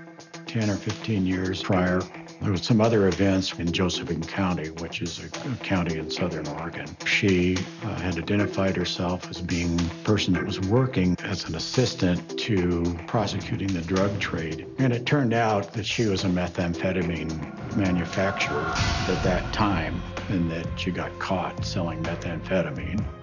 Looking at Mary Thompson's past, she was engaged in a criminal activity. It was definitely shocking. She was a crime fighter that the community trusted, that had engaged in that kind of behavior. So that was a twist where you never would have expected that. Mary's history proves she's capable of lying and manipulating to get what she wants. Now investigators wonder what she's capable of in connection to this case. As we knew and learned more about her, it was pretty eye-opening, shocking even to investigators. Part of the picture that emerged about Mary was her relationship with her son, Bo, and how protective she had been of him. She'd had a bunch of relationships in her life that had not turned out, and the only one that stayed with her was Bo Flynn, her son. And so she was willing to do things that were antisocial and illegal in order to maintain Bo's relationship with her.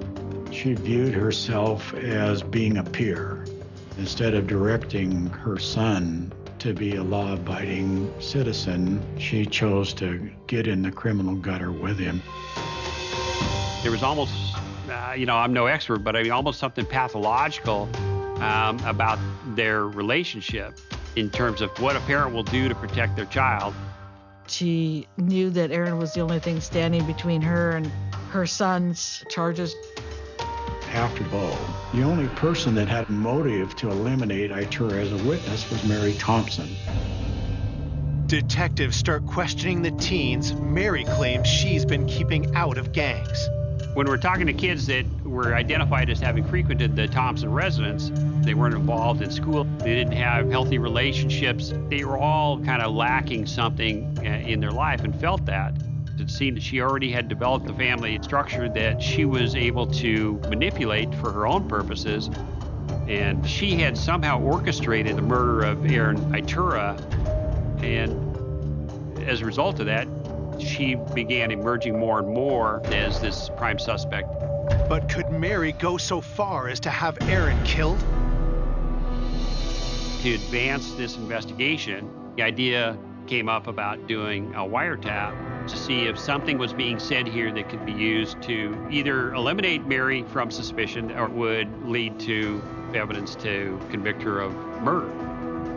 On the wiretap, detectives hear Mary's son, Bo, who's on parole, discussing gang activities with other gang members. They called themselves the 74 Hoover Crips. They were involved in selling drugs and stealing property. We were thinking it was possible Bo was in charge of the gang. Just when investigators think Bo is the gang leader, someone else comes on the line. It became quickly apparent that Mary was calling the shots. She was pressuring people to do stuff. Mary Thompson's role in the gang is definitely as a leader. They heard Mary planning robberies, beatings, car thefts, just a hive of criminal activity. Mary Thompson, in her exchanges, in these intercepted phone calls, clearly is talking the talk. I mean, she knows the lingo, the street language, and she's a very legitimate threat. She tells them she's got connections outside of Eugene even that, if need be, she can marshal to come in and start dealing with people. But nothing links Mary directly to Aaron's murder until she makes a telling statement. There's a conversation that she has with a gang member, and she says, "Don't worry, I haven't screamed at you, have I? Aaron Itura got screamed at before he got whacked. He knew how I felt." So she essentially admits to the gang killing Itura. We ripped off the veneer of her being this concerned mom who only immersed herself in this culture out of concern for her son. Facts that we're developing were pretty revealing. Though the admission is damning, detectives know they'll need more to secure a conviction. We felt that we needed a direct witness who would tell us about all these conversations that happened up and including the homicide of Aaron Itura. Our tactic was to break the gang, essentially, and to see what we could do about getting them to testify against Mary Thompson.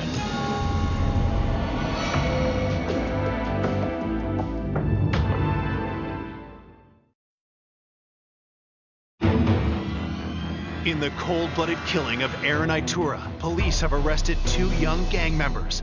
Now, wiretaps have revealed Aaron's anti-gang mentor, Mary Thompson, is actually a ruthless gang leader. Mary Thompson became a prime suspect in the case.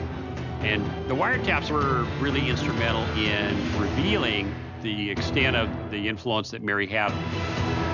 Investigators are now convinced Mary is behind the 18-year-old's murder. But to charge her, they need additional evidence.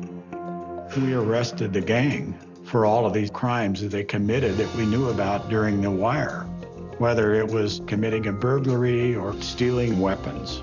Investigators then question the teen gang members, hoping to get them to flip on Mary. The prosecutor thinks their best shot lies with one of the youngest members of the gang, named Lisa.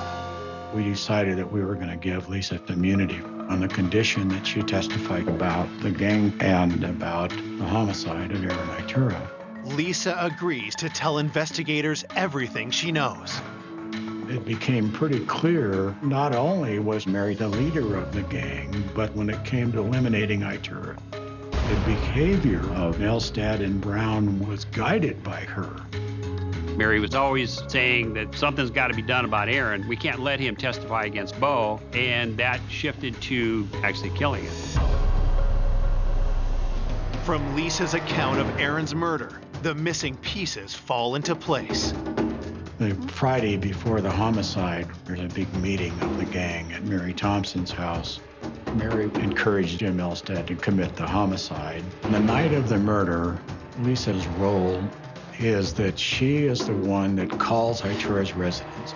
And when Itura answers the phone, she hangs up on him.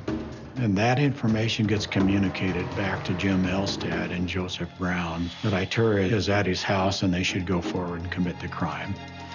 Mary tells Brown and Elstad to wait until everyone in the Itura home is asleep. 1:30 in the morning, when Aaron was in bed with a girlfriend, Carrie, they were both fast asleep. Brown and Elstad had snuck into the room, and Joe Brown was the lookout. And then Jim Elstad hadn't hesitated and fired once into Aaron's head. Carrie then was awakened by that noise. By then, Elstad and Brown had fled the garage. They go to Mary Thompson's house after having committed the homicide, and then Joe Brown gets taken to the river, and Mary Thompson takes him there to dispose of the gun. And this is kind of significant. That was even done at her suggestion. At the outset of the investigation, Mary Thompson went to police with information on Brown and Elstad in an attempt to throw police off her trail. Throughout all this, of course, Mary's trying to keep her fingerprints off of everything, so she's evading responsibility. But her influence, it resulted in Aaron Itura's death. Mary Thompson was absolutely a master manipulator. That was demonstrated many, many times. In February 1995, Mary is charged with aggravated homicide for her role in killing Aaron Itura. I was floored. I just had no idea that Mary could have been involved at that extent. It was just what they call Jekyll and Hyde, you know. I felt totally betrayed by another mom. I don't think anybody suspected when she was teaching us about gangs that she actually was planning the whole thing. Everybody was trying to do the right thing by her and her crusades and her telling me how amazing my son was and the idea that he would go out and help her and then find out that she would have murdered my son herself. In December 1994, Joe Brown and Jim Elstad received 10 and 16 years respectively after pleading guilty to the murder of Aaron Itura. Almost 2 years later, on June 4th, 1996, Mary Thompson goes to trial and pleads not guilty. Gang members testify in court, supporting the prosecution's case. They all eventually, came on board and were effective witnesses. After a 6-week trial, on July 23rd, 1996, the jury finds 41-year-old Mary Thompson guilty for her role in the murder of Aaron Itura. It's been such an emotional trauma on us all. It's not only me that she's hurt, it's not only my son that she's destroyed, it's my family, his friends, the kids involved, everybody. She's probably been doing this her whole life, but she didn't win. Mary Thompson is sentenced to life in prison for aggravated murder, among other charges, including hindering the prosecution. When you think of the level of deception that she perpetrated and then ultimately to see her held responsible for that, that's a real satisfying feeling as an investigator. The whole case from beginning to end was unsettling. I don't think anybody would have gone into it thought that this is how it would end. Erin's loved ones find relief in the closing of that dark chapter in their lives. They try their best to move forward, but thoughts of the good-natured 18-year-old are never far away. I talk to him daily, but my family was a whole unit. You know, you got one spoke missing. He was the protector. I always feel he's here. You know, he's around us. You know, he still had the courage to do the right thing. And he did the right thing in the end, even though it cost him his life.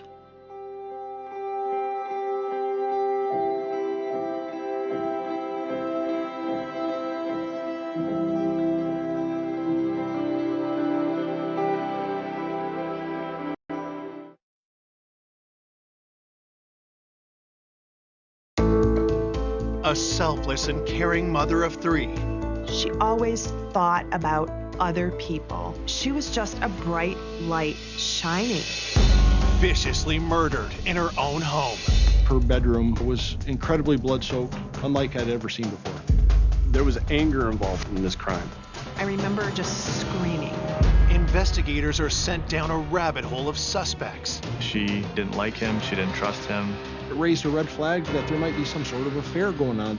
She was jealous of her life, of what she had. There was clearly bad blood between them.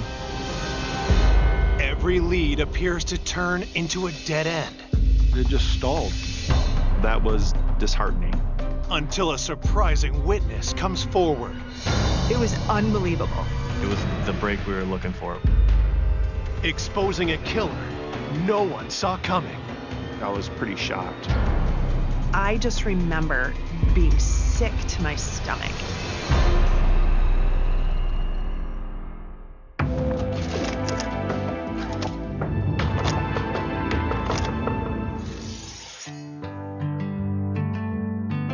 Cortland Township lies in the heart of Michigan. It's fairly rural, nice, pleasant, kind of a good hometown feel. It's one of those areas that everybody gets along, and when you're driving by their house, they're waving at you, and it's just peaceful and quiet. This quaint community is stunned on Saturday, August 5th, 2006, when the Kent County Sheriff's Office receives a 911 call. Emergency? My daughter, we just found her in bed, and she's got a lash on her arm, and she's all bloody. Just before 5 o'clock, we received a call of a potential suicide at the Pagel residence. Officers are immediately dispatched to the home of 41-year-old Renee Pagel. We were met by Renee's stepmother and her father. They were both just in shock. Renee's father indicated that his daughter was in her bedroom. When I first walked into the bedroom, I observed Renee laying on the bed. I just remember seeing all the blood-soaked sheets, her shirt. There's blood on her face. It was obvious that Renee Pagel was deceased, and it wasn't a suicide. This was a homicide. Officers secure the scene as homicide detectives arrive to investigate. Her bedroom was incredibly blood-soaked, unlike I'd ever seen before. The bed was covered with blood. There was blood spatter on the walls, on the ceiling. She was stabbed multiple times. I was pretty shocked by the amount of wounds that she had. When I looked at her hand, I saw a large laceration almost in the middle of her hand to be, in my opinion, a defensive wound. Renee was in the fight for her life. Unfortunately, she had lost. For detectives, the viciousness of the attack is a clue itself. It appears to us it's a crime of passion. Somebody has something against this victim so much so that they want to brutalize this person as much as they possibly could. This was personal. Somebody went into that residence to murder Renee. Who in Renee's life would want to attack her and could be capable of such violence? Born in 1965, Renee's spirit was always full of joy. Renee was the most generous person I have ever known. She loved life. She was always smiling. Renee Pagel devoted her life to helping others. She was a nurse practitioner. She had done medical mission trips around the world, and then she also worked at a homeless clinic here in town. She always thought about other people. Renee's greatest joy was being a mother of 3. She loved her kids so much. She was a great mom. Recently separated from Michael, her husband of 10 years, Renee shared custody of her children while always remaining a devoted mother. The last couple years, because she wanted to be home with her kids and wanted to have some more normal hours, she chose to teach at a technical center. Even as a teacher, Renee found new ways to help people. One of her students had come into class one day and was really down, and Renee said, "What's the matter?" And she said, "Well, my dad is dying. He needs a kidney." And so Renee agreed to give her kidney to this man who she had never met. She was just so selfless. And it manifested itself in so many ways. Renee had undergone the kidney transplant surgery just 5 days before her stunning death. So she was already in a weakened state when she was attacked. Could the killer have timed the attack, knowing that Renee would be recuperating? Detectives look closer at her injuries, hoping they'll reveal telling details about the murder weapon. It seemed to be a very strong and well-made knife, and large. Just the amount of damage it did to the victim's body, it was at least an inch and a half blade that was wide. There's no sign of the knife, but forensic technicians searched the bedroom for other evidence. There was large amounts of blood that our scientific support unit had to collect, and they collected trace evidence like hairs and fibers for testing. Detectives continue to search the rest of the home. What struck me about this case that was kind of odd, there was no other areas in the house that were disturbed, that were bloody or anything tracked to the home. It seemed to be very honed in on just her bedroom. It really kind of puzzled us as investigators. It was the most bizarre scene I've ever been on. This person, in my opinion, had to know that they had to cover their tracks, and I think it was planned, and they thought this out ahead of time. As forensics continue their work, detectives speak with Renee's parents. Her father, obviously, he was extremely upset. What he had just found out, his daughter brutally murdered. Detectives ask her father to help them put together a picture of Renee's last known movements. He last saw her the night before around 4 or 5 in the evening when he was picking up the children and bringing them to their father's house, who lived approximately 15 to 20 minutes away from Renee. With Renee's children safe with their father at the time of the murder, she was home alone. He told us he spoke with her on the phone around 8 or 9 in the evening, just checked in on her because obviously he had a lot of concern of her health. Based on the state of the body, detectives believe Renee was murdered sometime between 11 p.m. and 6 a.m. They ask her parents who Renee might have seen last. Her father talked to me about a tenant, Mike Decker, who was an acquaintance of Renee. that has been living on the property for approximately a year and a half, 2 years. Also, he did speak about a contentious divorce with her husband, Michael, that she was going through. Mike wanted full custody. Mike wanted the home. Mike wanted to not work and have Renee work and be the provider. So that obviously piqued my interest. Could either of these men have possibly wanted Renee dead? Detectives know they have to hit the ground running right away.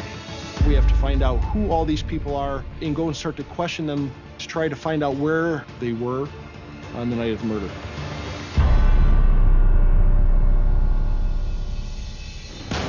Coming up, investigators uncover an ominous obsession. There was a lot of writings about his hatred for Renee. Alarming secrets. The ceiling had a hidden compartment. Renee told me how betrayed she felt. She was extremely upset. She was very hurt by this. And the truth blindsides everyone. We've never had a break like this. It was, you're not gonna believe this. Just disbelief. I'm still reeling from that one.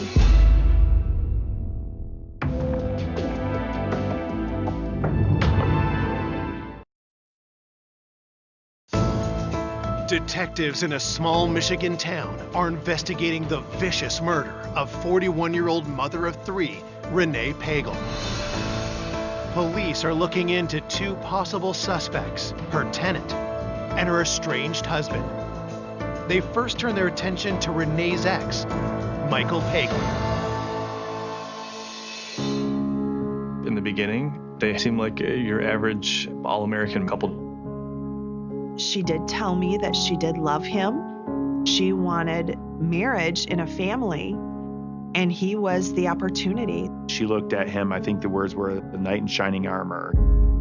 And speaking to friends of the family, they described Michael as a fantastic dad, that he was always about his children. Nobody said anything bad about him. Married life seemed like a dream come true until cracks started to appear. When I interviewed numerous people, I was told that Mike didn't want a full-time job. Mike wanted to be at home with the kids and let Renee do everything and support him. They were just having a lot of issues back and forth with one another. In early 2005, Mike abruptly surprised Renee with divorce papers. She was very shocked and just sickened to the core. There had been some turmoil in the past between them, but in her mind, things were actually getting better. They were kind of turning around, so she was blindsided by it. She said to me, he expected the house, the kids, and $2,000 a month. In June 2006, just 7 weeks before she was murdered, Renee and Michael had their day in divorce court. When the judge ruled in her favor and said that she got the kids, she got the house, and he was going to have to get a better paying job, something flipped in him. Was Michael so angered by the ruling that he killed Renee in a furious rage? There were a lot of things that put him at the top of our list as a potential suspect that had killed Renee. Detectives go to question Michael. When we arrived at Mike's house, he was not there. His mother said that he should be back shortly. And I said, just want to get an idea of what were you guys doing last night? And she said, well, Mike had the kids. They were having a fortnight in the living room where Mike had set up some pillows and some blankets. Then she stated about 8 in the morning, she and Michael had a brief conversation, and then they went about their day. So basically, she was giving him an alibi that he was home all night with the kids. As police finish the interview with his mother, Michael arrives. I explained to him that something had happened to Renee, and we would like to speak to you about this. When Michael was told that she had passed away, there was no reaction out of him. And immediately, without me even going any further, Michael reached into his wallet and gave me an attorney card and said, yeah, I've been told not to talk to the police. Here's my attorney. So I thought that was extremely odd that Michael didn't want to dig further into what happened to Renee. After consulting with his divorce attorney, he told investigators he wouldn't answer any questions. Michael's reticence to cooperate is a red flag. And on August 6th, the day after Renee's murder, police arrive at his home with a search warrant. We're looking for any type of knife that may have been used during the murder. We took a lot of knives from the house, but we found no knives that matched the length and the size and the different characteristics of the knife that was used. Police also collect hair samples and fingerprints from Michael. We wanted to get photos of his body to make sure that there was no cuts or anything on him. We wanted to look at clothing to see if there was any blood trace evidence anywhere. All the forensic evidence that we collected, we never found anything that was useful in our investigation. All the knives in his home were examined, and there was nothing to link them to this crime. We had no murder weapon. We had no real evidence. There was nothing. It was clean. So when we left that search warrant, I would say we really came out empty-handed. We didn't have anything to tie this murder to Mike Pagel. Despite his potential motive, Michael Pagel drops off detectives' list of suspects, while news of Renee's violent death quickly spreads across town. Her friend called me and said, "Chris, Renee's dead." It was surreal. I remember curling up in a fetal position and just screaming. I screamed. I was angry. As her friends and loved ones struggle with her death, Renee's autopsy report comes in. Cause of death was blunt force trauma, homicide. It was a large, heavy-duty knife that was used on her. The autopsy revealed upwards of 50 stab wounds. There were numerous lacerations to the hands and the feet, suggesting defensive wounds. She was stabbed over 50 times. I'm still reeling from that one. It was so brutal. Detectives continue their investigation and now focus their attention on Renee's tenant, Mike Decker. She had this barn that had an upstairs apartment, and he was a renter. The barn was about 75 yards away from the main home. He could have been involved, he could have been a witness, he could have overheard something.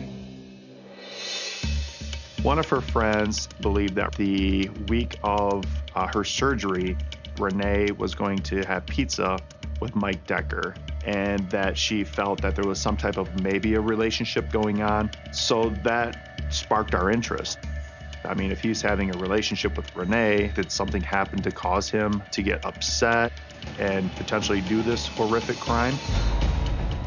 We had to find him immediately.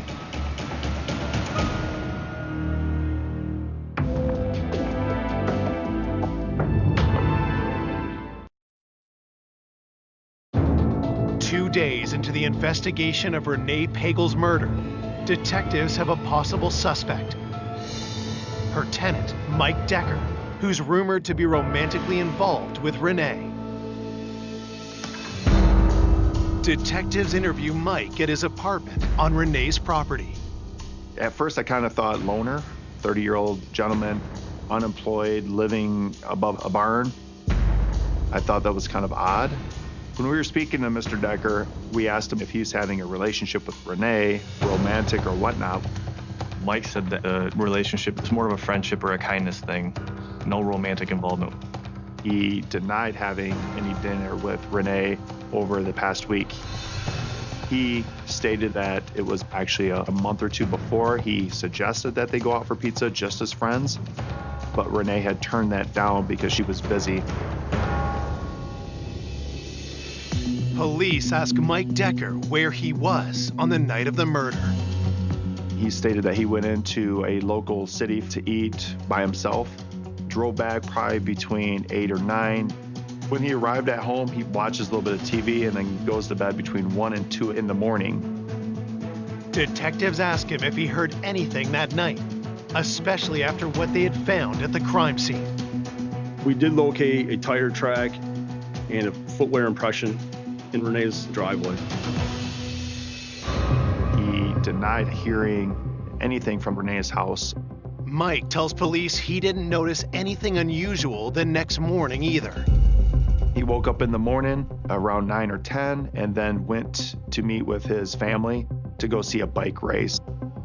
Part of the problem with Mike Decker's alibi, even though he was cooperative through this process, he was on the property when this murder happened. With no one to corroborate his alibi, police get a warrant to search Mike's apartment. We seized his pipe from his sink because we wanted to see if there was any blood or trace evidence in there, and then we found a couple of large knives. The evidence is rushed to the crime lab for analysis. The knives and the pipe forensically did not show anything. There were no signs of blood. We found no knives that matched the type of knife that was used. But still, Mike cannot be ruled out. A week after the homicide, detectives interview him again, this time at the sheriff's office. He showed no issues of concern of us looking at him as a potential suspect from gathering any type of physical evidence from him. We even offered him a polygraph. And Mr. Decker submitted to that also and passed without any deceit. With nothing tying Mike Decker to the crime, investigators let him go. Searching for any further clues about Renee, detectives reach out to her parents once again, and in turn, get a lead on a new suspect, Renee's own sister, Michelle.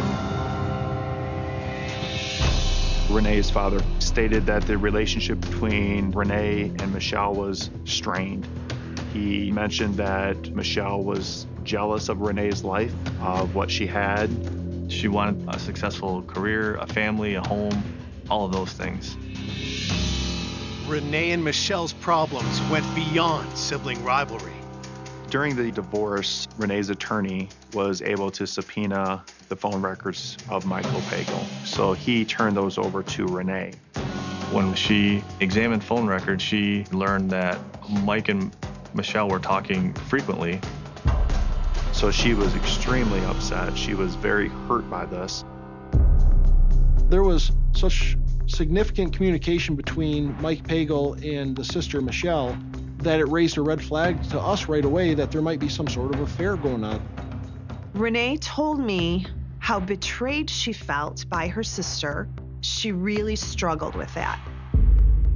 During the interviews with numerous people, it was mentioned that Michelle potentially was having a relationship with Michael. Once I learned that, it's obviously somebody we wanted to look at. Michelle is brought in for an interview. And though she says that she is saddened by her sister's death, her answers raise eyebrows with investigators. She didn't speak very highly of Renee. She was not happy at all the way that Renee was handling the divorce. Michelle clearly took Mike's side in it and kind of put her sister in the bad light. She felt that Mike was a good father, and it was her sister that was really trying to take advantage of him. We did ask her if she was in a relationship or had a relationship with Michael, and she completely denied it. Detectives asked Michelle where she was the night of the murder. She said she was working into the evening, and that evening she was home with her roommate. Basically, she was stating that she was home the evening of the murder. Michelle did take a polygraph, and she was found to be truthful and did not appear to have any involvement in the homicide. With Michelle all but ruled out, investigators discover that she isn't the only family member Renee had issues with. When I spoke with Renee's parents, it was mentioned that Michael, her soon-to-be ex-husband, had a brother. The brother was Charles Pagel. They called him Bo. And they said that he was very strange, very odd. He and Renee did not get along. Renee didn't like him. She didn't trust him. When detectives dig deeper, they uncover something troubling. We learned from a close friend of Renee that he had been married numerous times, and she believed that maybe Bo had murdered his last wife. Was Bo a killer? And had he now killed again? That obviously raised some red flags for us as investigators, and that's somebody we wanted to speak with very quickly.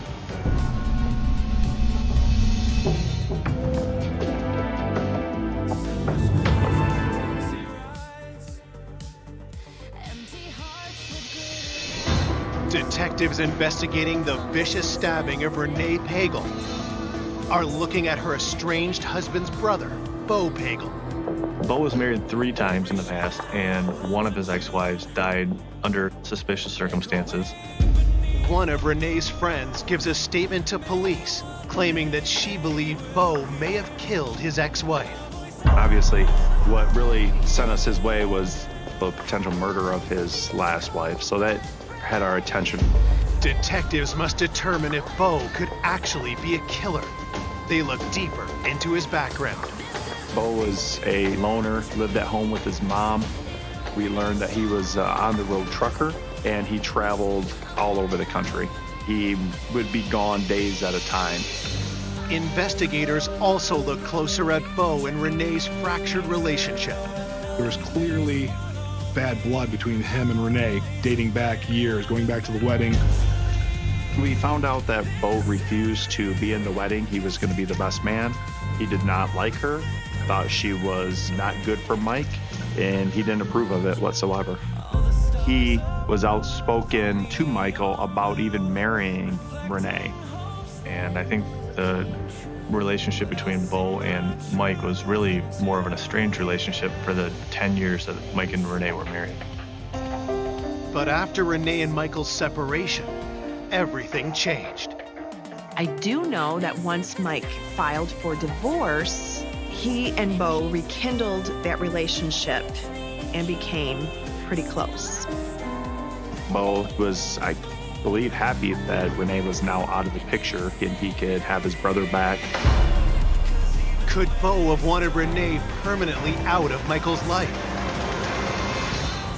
Detectives bring him in for questioning. So we interviewed Bo, and he denied any knowledge of the murder, denied any involvement. Bo had said that through the week he was on the road trucking. He got home Thursday night. Bo's alibi was that he was essentially across the state. He had driven a route the day of the homicide. He had gotten back around 6 o'clock and had gone out with some friends for dinner. And then afterwards, he stated he went home, spoke to his daughter, and then went to bed. And then the next morning got up and went canoeing with his daughter. We contacted his work. We spoke to the family that he actually had dinner with that Friday evening to account for they were with him, what restaurant, until what time. It pretty much matched up. Though most of his story checks out, no one can confirm that Bo was at home at the time of Renee's murder. Needing more information, detectives reach out to Bo's daughter. We confirmed with her that they went on the canoe trip in the morning. Bo's daughter also puts to rest any suspicion that Bo was responsible for her mother's death. She gave us details about her mother that we didn't know. She was a diabetic, she had some blood sugar problems, and she really didn't care for going to the doctor. So she didn't seek the medical help that she needed, and that ultimately is what resulted in her death. She did not suspect Bo